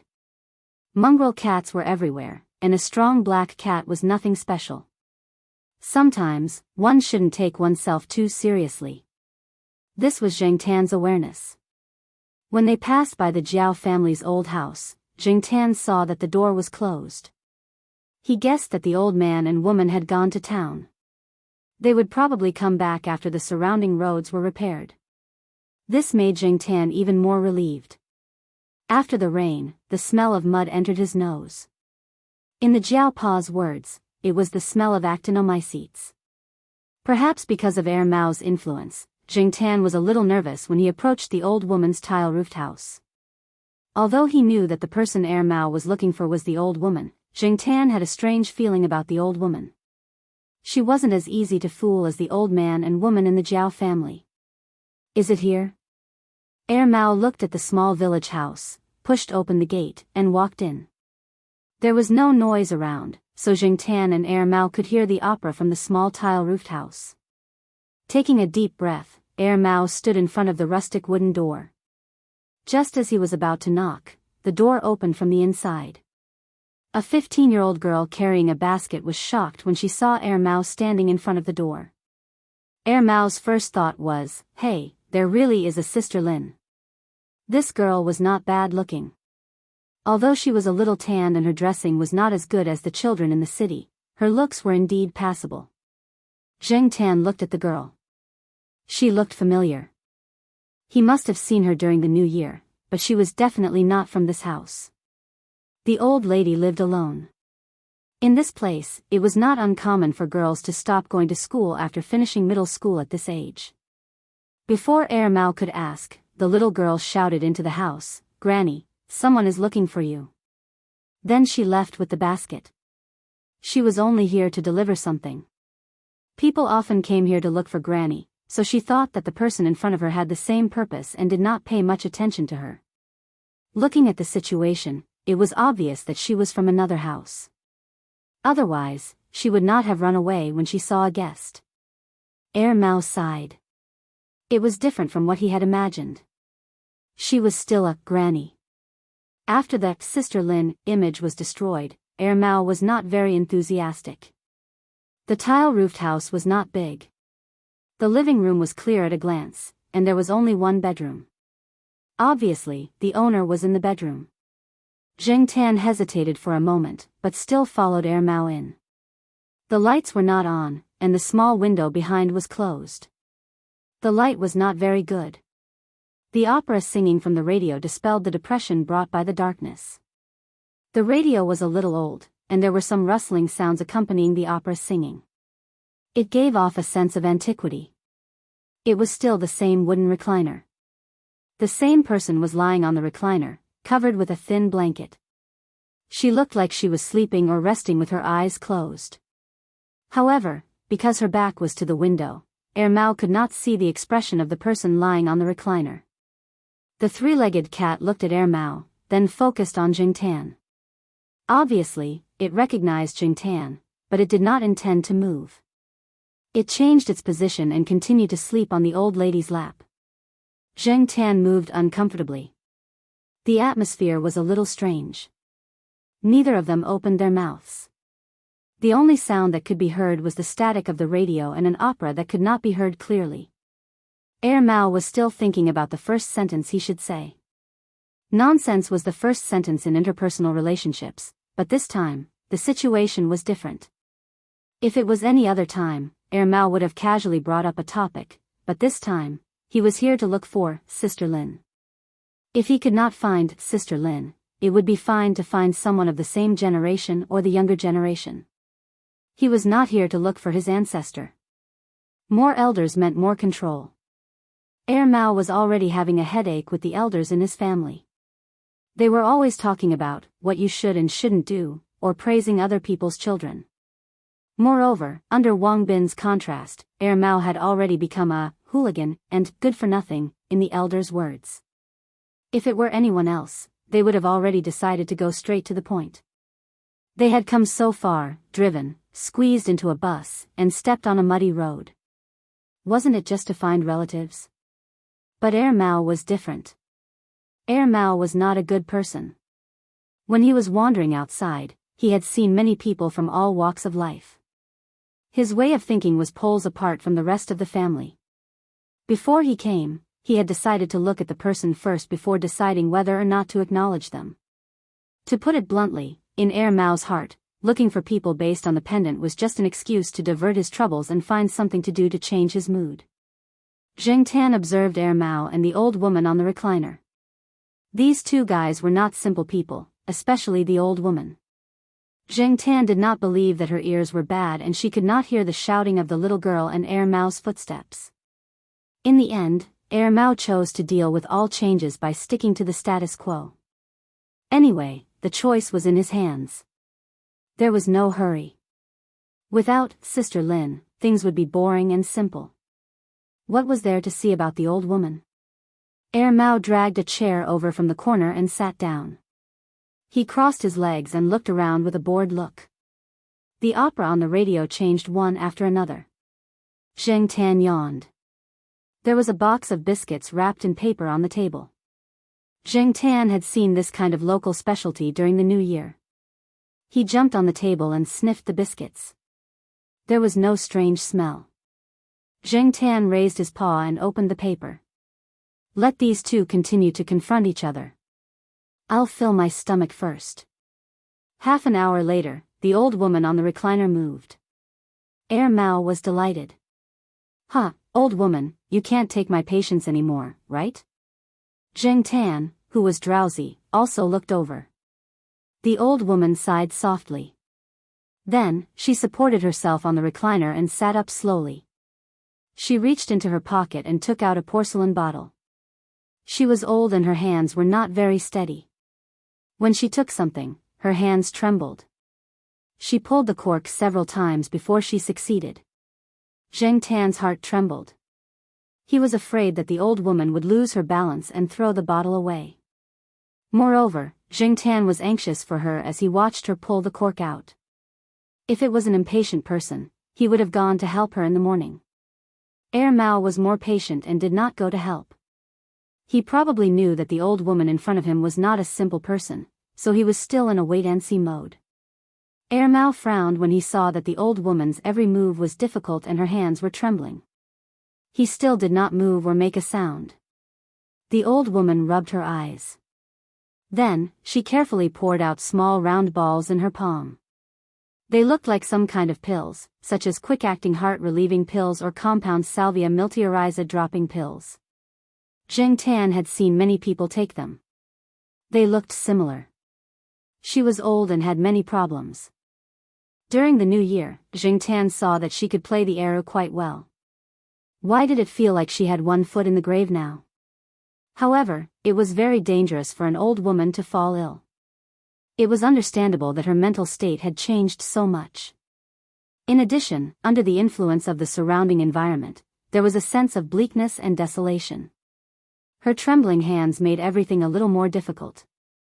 Zheng Tan watched as she poured about 10 of those little balls into her mouth and swallowed them. She stood up and took a sip of water from the wooden stool beside her. Then, she let out a long sigh. The radio was playing a piece of opera. The singing was easier to understand than before. Helpless flowers fall, as if the familiar swallow returns, there was a strong sense of helplessness and sighs in the murmur. She could not stop the passage of time and the endless ups and downs of life. This feeling, this scene, and this possible blood relationship. If someone was more sensitive, they would have tears in their eyes. Even Ermau felt that he had gone too far. It was just that he had not seen Sister Lin. Why was he arguing with an old woman? Dong! Gurgle gurgle gurgle. Just as the old woman was about to put the lid back into her pocket, her hand trembled and the porcelain bottle fell to the ground. Fortunately, the ground was uneven and not cement, and the bottle was probably sturdy enough to not break. Zheng Tan pulled his ear and looked at Ermau. Ermau curled his lips. He stood up and walked over to pick up the porcelain bottle that had rolled under the table. He wiped the dust off the bottle but didn't see any words on it. He thought for a while, pulled out the cork and sniffed. Then, Ermau's face became strange and even a little twisted. He gritted his teeth and asked, "Old lady, what kind of elixir is in this bottle?" The old woman who was lying back on the recliner said calmly and slowly, "Hua Hua Dan." Zheng Tan, if he guessed correctly, this so-called Hua Hua Dan was that kind of snack. People in the 1980s were more familiar with this kind of snack. It was also called Chen Pai Dan or rat poop. In Chu Hua, this kind of snack was rarely seen. Zheng Tan's mood at this moment was so bad that even an alpaca could not calm his impulse to flip the table. F***ck, why was a small piece of junk food in such a high-end porcelain bottle? It was just a snack and they made it look so bleak and miserable. Ermau held back his frustration and handed the bottle to the old woman. After taking the bottle, the old woman asked Ermau, "Do you want to eat it? It tastes pretty good." Eat my ass." Zheng Tan pulled his ear again. When faced with this kind of old woman, helpless was not enough to describe it. As if she did not see Ermau's expression, the old woman continued, "There's no taste in my mouth. At this age, every extra day is a gain. Eating snacks is better than taking medicine." She suddenly thought of something and pointed her finger generously. "Oh, there's a carton of pure milk under the bed. If you're thirsty, you can drink it. It's a good brand. It's often advertised on TV. It's not cheap. I drink it every day." Zheng Tan and Ermau. Chapter 180. Zheng Tan stood on a fence post in the yard and yawned out of boredom. Then, he looked down at an earthworm crawling on the ground. Inside the tiled house, the old lady and Ermau were talking about their experiences over the years. Zheng Tan was not in the mood to listen to their stories, so he came out to get some fresh air. Actually, the old lady had already guessed that Ermau and her were related by blood. Ermau could not deny it even if he wanted to. According to seniority, Ermau had to call the old lady grandaunt. Zheng Tan heard from the villagers that the old lady came to the village over 40 years ago. She was already 40 years old at that time. Counting the years, she would be 90 years old in another 2 years. After Zheng Tan yawned more than 10 times, the wooden door creaked open. Ermau walked out from inside. From the expression on Ermau's face, the two of them seemed to be having a good conversation. It did not look like it was being played by the old lady. "Let's go." Ermau waved at Zheng Tan, indicating that they were ready to leave. Zheng Tan looked at the tiled house and then looked at Ermau. Was it like this after the reunion? Not really. It was not convenient for Ermau to take the old lady away. He did not drive here. Even if he did, it would not be easy to leave. He planned to go back first and discuss with his family before coming back to pick up the grandaunt. After all, this was not a small matter. Because Ermau had set his phone to silent mode before coming here, he found that there were 19 missed calls when he was on the bus heading to Xinjiang district. All of them were from the same number, Wang Bin. However, Ermau only glanced at them and did not call back. Zheng Tan heard Ermau sighing all the way. He knew that Ermau could not avoid talking to his family this time. After staying at a hotel in Xinjiang district for a night, they drove back to Chuhua City early the next morning. The journey back was quite smooth. The first thing Mao did when he arrived in Chuhua City was not to talk to his mother about the grandaunt. Instead, he went to the pet center to pick up Black Rice. Black Rice was probably angry at being left in the pet center. As far as Jing Tan knew, Black Rice ignored Mao for the next 3 days. Even when Mao was holding its favorite plush toy, it only moved its paws perfunctorily. At first, Mao thought it was sick, but after it was sent to the pet center, everything was normal. The veterinarian jokingly said that the cat was probably throwing a tantrum. Mao waited on it for 3 days before it returned to its original state. After returning to Chuhua City from Shenyang, Mao was often not at home, and no one came to look for Mao. Celestine came once and took Jing Tan to the night building to play. He also told Jing Tan about Mao's family situation. As the saying goes, having an elder at home is like having a treasure. For Mao, this new grandaunt was such a treasure. Previously, the elders in the family did not get along with Mao, but grandaunt changed and became Mao's biggest backer in Chuhua City. Grandaunt did not have a son, but she got along well with Mao. Seeing this, the elders in the family had nothing to say about Mao always running to grandaunt's place. Mao's grandfather even encouraged this behavior. It was said that whenever Mao quarreled with his father, he would run to grandaunt's place to seek refuge. With grandaunt around, Mao's father had to hold back his anger. Therefore, Mao did not have to hide anymore. Recently, he even bought a house for grandaunt by a scenic lake and hired someone to take care of it. The old lady gave face and chose Mao's house and rejected the arrangement of Mao's parents. "You really know how to cause trouble," Celestine said to Jing Tan. With someone to rely on, Mao was a lot more arrogant, but he didn't move out of the East End compound. If Celestine hadn't told Jing Tan wouldn't have known even if he was beaten to death. Mao's father was the head of the provincial government, and the residents of the entire East End compound probably wouldn't know that the provincial governor's son lived in the compound. Mao was arrogant, but that was only in comparison to how he used to hide from people and things. As long as Mao didn't say anything, no one would be able to guess his background. Furthermore, in a certain area, everyone only knew Wang Bin, the provincial governor's son, and was very unfamiliar with the name Wang Ming. In the compound, Jing Tan lay on the branch of a tall Chinese parasol tree and looked down at Mao, who was walking his cat in the grass below. Recently, when this guy went out to walk his cat, he was wary of the cats around him as if they were wolves. Except for Huang, because Huang was the only male cat that had been castrated. Mao. A person sauntered over from the main gate of the compound. Jing Tan looked over and recognized that this person was Qin Tao, whom he had lured to Heavenly Poop Road and smashed into 2 piles of bird poop. He was dressed pretty much the same as last time, in a casual suit and leather shoes, looking decent. "You left early again." Mao cast a glance at him. It was only 3:00 in the afternoon, so Qin Tao must have left early to come over. "I was bored sitting there. I played 2 games and lost 2 in a row, so I'm not in the mood anymore. I'm going back to sleep. I'll go to the bar at night and find a girl I like," Qin Tao said indifferently. In any case, he came over like this every day. Sometimes, when the weather was bad, he would just sleep at home. It didn't matter if the company didn't have him. The employees all knew that he was just a decoration. Mao didn't comment on Qin Tao's answer. "I came over to tell you that it's my birthday this Saturday, 7:00 in the evening.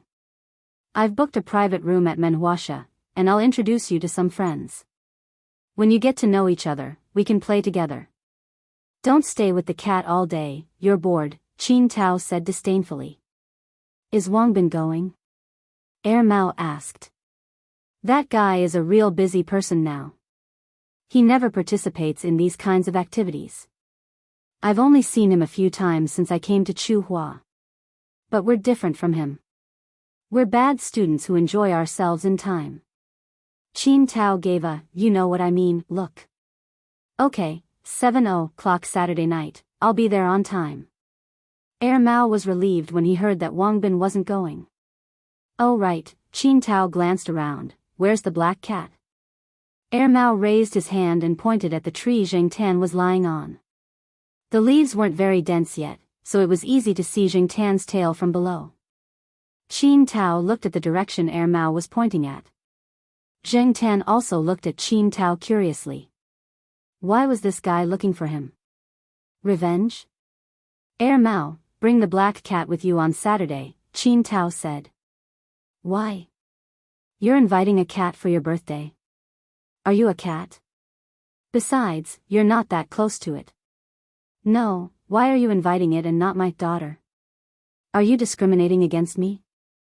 Air Mao stared. Hey, I really don't know what you cat slaves are thinking all day long. Why are your brains always turning to the wrong direction? Qin Tao shook his head. It's my cousin. She has a bad temper, but she's very nice to cats. The problem is that she's never raised a cat well. It's either the cat ran away by itself or something happened to it. In short, she can't raise a cat herself, but when the cat is around, she's in a good mood. I don't know what's wrong with that girl recently, but it's like she ate explosives. You know, I'm taken care of by my uncle in Chu Hua, so I have to take care of this girl. It's impossible for me not to invite her to my birthday party. With a cat around, I'm more assured. At least she won't throw a tantrum. Listening to Qin Tao's words, Jingtan concluded that Qin Tao wanted his birthday party to go smoothly and have a good time. He didn't want his cousin to mess things up and drag him over to accompany her. In Qin Tao's eyes, black rice wasn't as reliable as Jingtan. Although this guy was a playboy, he still had a good eye. Accompany guests, Jingtan moved the tip of his tail. Why would he go if there were no benefits? As he was thinking, Jingtan heard Air Mao under the tree say, 10,000. What? Qin Tao was stunned and didn't understand what Air Mao meant. I said, Air Mao raised his index finger and pointed at the black cat on the tree, then extended it to Qin Tao. That cat's appearance fee is 10,000. F***ck, do you think I'm inviting a golden cat? 10,000? $10,000 can buy hundreds of these cats. Oh, the cat traffickers have cheaper ones. You can buy a fat one for a few dozen dollars. Air Mao wasn't in a hurry. He counted with his fingers and started to calculate the gains and losses. Think about it, if your cousin gets mad, the wine she smashes will cost more than this, right? Also, the tables, chairs, benches, and all kinds of compensation. Listening to Air Mao's words, Jingtan nodded in his heart. This kid was teachable. Sometimes, Air Mao was quite useful. Okay, it's only $10,000. Let's do it this way. Saturday night, 7 o'clock. You and that black cat, be on time.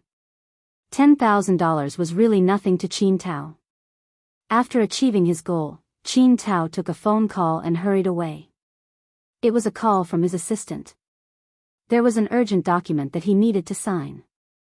Although his position in the company was basically just for show, he still had to go through the necessary procedures. After driving out of Chu Hua University, Qin Tao suddenly remembered that the black cat wasn't Air Mao's. What right did it have to talk about the appearance fee of other people's cats? Seriously, he was fooled when he wasn't paying attention. Qin Tao really wronged Air Mao. The reason why Air Mao talked about Jingtan's appearance fee was because of Celestine. Celestine told Air Mao that if it wanted Jingtan to do anything in the future, it better give something in return. Otherwise, the cat would be perfunctory. If Jingtan knew the truth, he would definitely sigh. Sure enough, Celestine was more familiar with his way of doing things. After hearing Celestine's words, Air Mao was thinking that since cat food and stuffed animals were useless, it would be better to ask for money directly. When the time came, it could just give the money to the Jiao family and say that it was a red packet from them as a thank you gift. Air Mao was now much more familiar with the Jiao family. It often took the initiative to help the Jiao family move things. Therefore, when Air Mao proposed to take Jingtan out to play, Jiao Ma hesitated for a while, but still agreed. With Celestine in front of her, and Air Mao and Celestine being brothers, plus the fact that her cat liked to go out to play, Jiao Ma could only sigh in her heart. Her cat had been raised a stray. However, if she didn't allow it to go out to play, she couldn't bear to see it lying listlessly on the sofa with its ears down. In short, it was spoiled. On Saturday, Jingtan still had dinner at home. As for Qin Tao's birthday party, Jingtan didn't think that he would be able to eat anything there. It was better to fill his stomach first. Even if something happened, he would have the strength to escape. Menhuasha was a private clubhouse, and the boss was a woman in her 40s. Although she was about the same age as Qin Tao's mother, Qin Tao still called her sister Sha and not auntie. After all, women of this age tended to be addressed in a younger way. Sister Sha happened to be in the shop today. When she saw Mao, she was stunned for a moment. Then she smiled and took the initiative to say a few words to Mao. She had seen Wang Bin before, so she was a little surprised to see Mao. Zheng Tan was in the backpack, but his head stuck out of the backpack and looked around. There were more people coming in and out of the shop. If Zheng Tan walked on the ground, he would probably be kicked and stepped on. This was the tragedy of being small. "Oh, you also brought a cat." Sister Sha saw the black cat head on Mao's backpack and chuckled. "Also? Did Qin Tao make some preparations in case Zheng Tan couldn't come?" Seeing Mao's confusion, Sister Sha explained, "Just now, there was a little beauty with a leopard cat that was bigger than the average cat. It was very impressive. She was also going to Qin Tao's place, so." Chapter 181. Hearing Sister Sha's words, Mao frowned. He scolded Qin Tao in his heart, but he still smiled and thanked Sister Sha. After all, Sister Sha was doing him a favor. When they walked to the private room booked by Qin Tao, Mao said to Jing Tan, "Black Coal, don't run around later. If the situation is not right, we can just leave. Don't get involved with them." In Mao's eyes, although Jing Tan's IQ was a little higher, it was just an ordinary cat. Sister Sha's words of big cats, and not to be trifled with, made Mao think that big cats were generally not easy to get along with and were very wild. The waiter led Mao to the private room that Qin Tao had booked. Zheng Tan stood in the room and observed the situation around her. This floor of the clubhouse seemed to be filled with young people. The lights in the corridor were dimmed ambiguously. Zheng Tan saw a few couples being intimate as if no one else was around. The passers-by either whistled a few times or walked past calmly as if they did not see anything. Obviously, they had already adapted to the style of the club. Perhaps it was due to the lighting, but many passers-by did not notice Jing Tan's presence. Furthermore, Jing Tan was only a cat's head peeking out from inside the bag. She did not have much of a presence. The young men and women were very busy. If it was a beautiful woman with a hot body, she might have attracted some attention, but no one would pay attention to a cat. "It's here." The waiter signaled. Mao opened the door and went in. Jing Tan was on his back, so he couldn't see the situation inside. However, he could guess the situation from the sounds he heard. Young people always liked to sing and dance when they got together. They were also more open. When Mao entered the door, the people sitting closer to the door glanced at him. They probably didn't know him and didn't care. The first thing Mao did when he entered the door was not to look for Qin Tao or the girls, but to look for the big cat that Sister Sha had mentioned. However, he didn't know if it was because there were too many people blocking his sight or the light in the room, but Mao didn't find the cat. Qin Tao noticed the door. Seeing that it was Mao, he immediately ran over. He put his arm around Mao's shoulder and said, "Let's go. I'll introduce you to some talented female college students." Before Qin Tao could take 2 steps, he was pulled aside by Mao. "You even found a big cat?" Oh, I just found out about it. It's a friend's cat. I didn't know she would bring her cat here." Qin Tao and Mao were talking at the side. The people in the room also noticed Mao because of Qin Tao. Looking at them, they knew that they had a good relationship. They were definitely not ordinary friends. Immediately, some people began to ponder in their hearts. Due to the change in Mao's angle, Jing Tan was facing the group of people in the room. It's another cat. Someone shouted. Where? It's in the backpack. That's true, bang. The door was forcefully pushed open. A girl with colorful hair walked in. She was wearing ripped jeans and a motorcycle jacket. She also had heavy makeup on her face. It was a strong contrast with the other girls' outfits. However, everyone seemed to be familiar with this girl. They didn't say anything. Some even wanted to avoid her. Tang Kai, do you want to sing? A girl who had just finished singing asked the person who came in. Qin Tao's new girlfriend was a student at the music school. Some of his girlfriend's classmates were also here today. Most of the time, they were the ones singing. The one who had just spoken was Qin Tao's girlfriend. It had to be said that people who came from music schools sang much more formally. Zheng Tan thought, no wonder the song just now sounded so comfortable. Qin Tao's girlfriend asked this out of kindness. If she didn't say anything, Tang Kai would really be marginalized. However, it was obvious that Qin Tao's girlfriend didn't know Tang Kai well enough. The girl named Tang Kai didn't appreciate the kindness. She waved the microphone away. It's none of your business whether I sing or not. Once she opened her mouth, it was as if she had eaten gunpowder. That's my cousin, Tang Kai. Qin Tao whispered to Air Mao. Then, he motioned for Air Mao to quickly hand the cat over. Hurry up. Can't you see that my girlfriend's expression is stiff? Tang Kai was in a bad mood today. She sat on the sofa by the side and lit a cigarette. Looking at the claw mark on her sleeve, Tang Kai became even more irritated. If it wasn't for the sleeve, there would definitely be a scratch on her arm. Not many girls smoked, especially someone like Tang Kai. At first glance, it was obvious that she didn't have a good temper. No wonder the few seats next to her were empty. No one was stupid enough to come here to be scolded. Hey, Tang Kai, there's something I need your help with. Qin Tao pulled Air Mao over. I'm not free. Tang Kai didn't even look at Qin Tao. She continued to smoke. No one knew what she was thinking. I don't care. You have to help look after it. I'm taking my brother to meet some people. Qin Tao grabbed Air Mao's bag and threw it to Tang Kai. Are you deaf? I said I'm not. Tang Kai's voice stopped abruptly. She was about to throw back the bag that Qin Tao threw to her. She didn't expect to directly meet a pair of cat eyes. This was also the reason why she stopped talking. Cat. Tang Kai immediately froze. Being thrown over just like that, Zheng Tan cursed Qin Tao's ancestors in his heart. Then, he carefully observed the girl in front of him. The makeup was too thick, covering her original appearance. Her mouth was painted dark purple, and the fingernails holding the cigarette were painted black.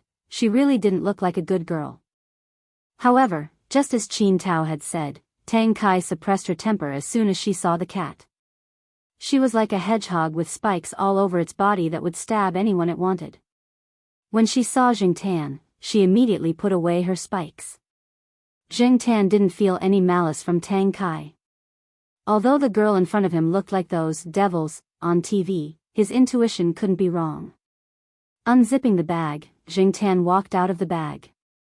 He raised his head and could touch Tang Kai's chest. Zheng Tan sized it up. It was quite big.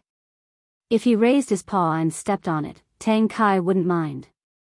After all, he was just a cat now. Who would care so much about a cat? However, thinking about it was just thinking. Before he understood the girl's temper, Zheng Tan chose to behave.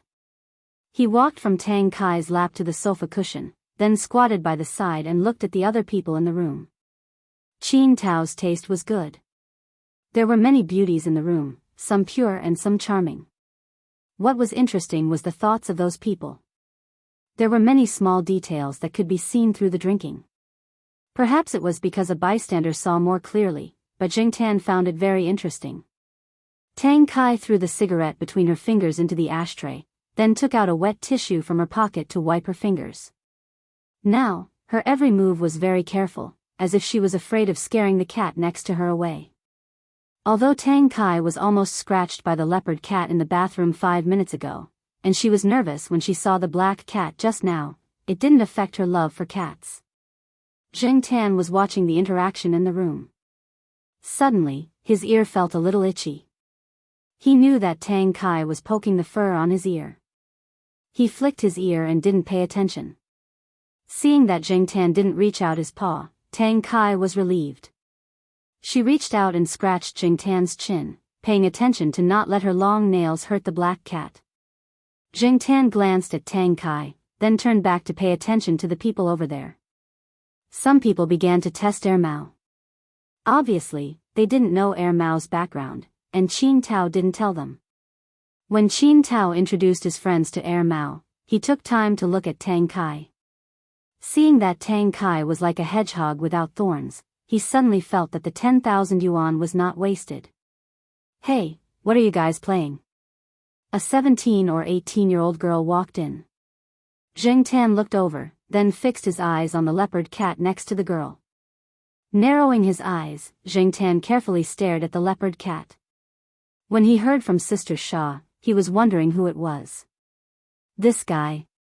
Wasn't it the one that attacked him at Fong San's treat and got slapped by him? Now it's arrogant again? Look at it, it's so arrogant. Arrogant my ass. How can this guy be a threat to me? Jing Tan wasn't bragging, but if he could slap that guy once, he could slap him a second time, a third time. The girl who came in was showing off how her cat was sitting on the toilet. Under some people's hints, she looked at Tang Kai. The leopard cat originally wanted to eat a piece of jerky from the coffee table, but it didn't get the jerky. Instead, it noticed Jing Tan. For a moment, the atmosphere in the room was a bit strange. Some people looked at the leopard cat, and then looked at the black cat that was calmly squatting next to Tang Kai. On the surface, they looked worried, but in their hearts, they were excited, waiting to watch a good show. Air Mao and Qin Tao were ready to let the girl take the leopard cat away. This was what Air Mao and Qin Tao had agreed when they came in. Tang Kai was also nervous. She had experienced the leopard cat's temper. If she hadn't reacted fast enough, her arm would have been bleeding. However, before they could say anything, the leopard cat suddenly arched its body, flattened its ears, and all the fur on its body stood up. It opened its mouth and made a low growl, as if it was on guard against something dangerous.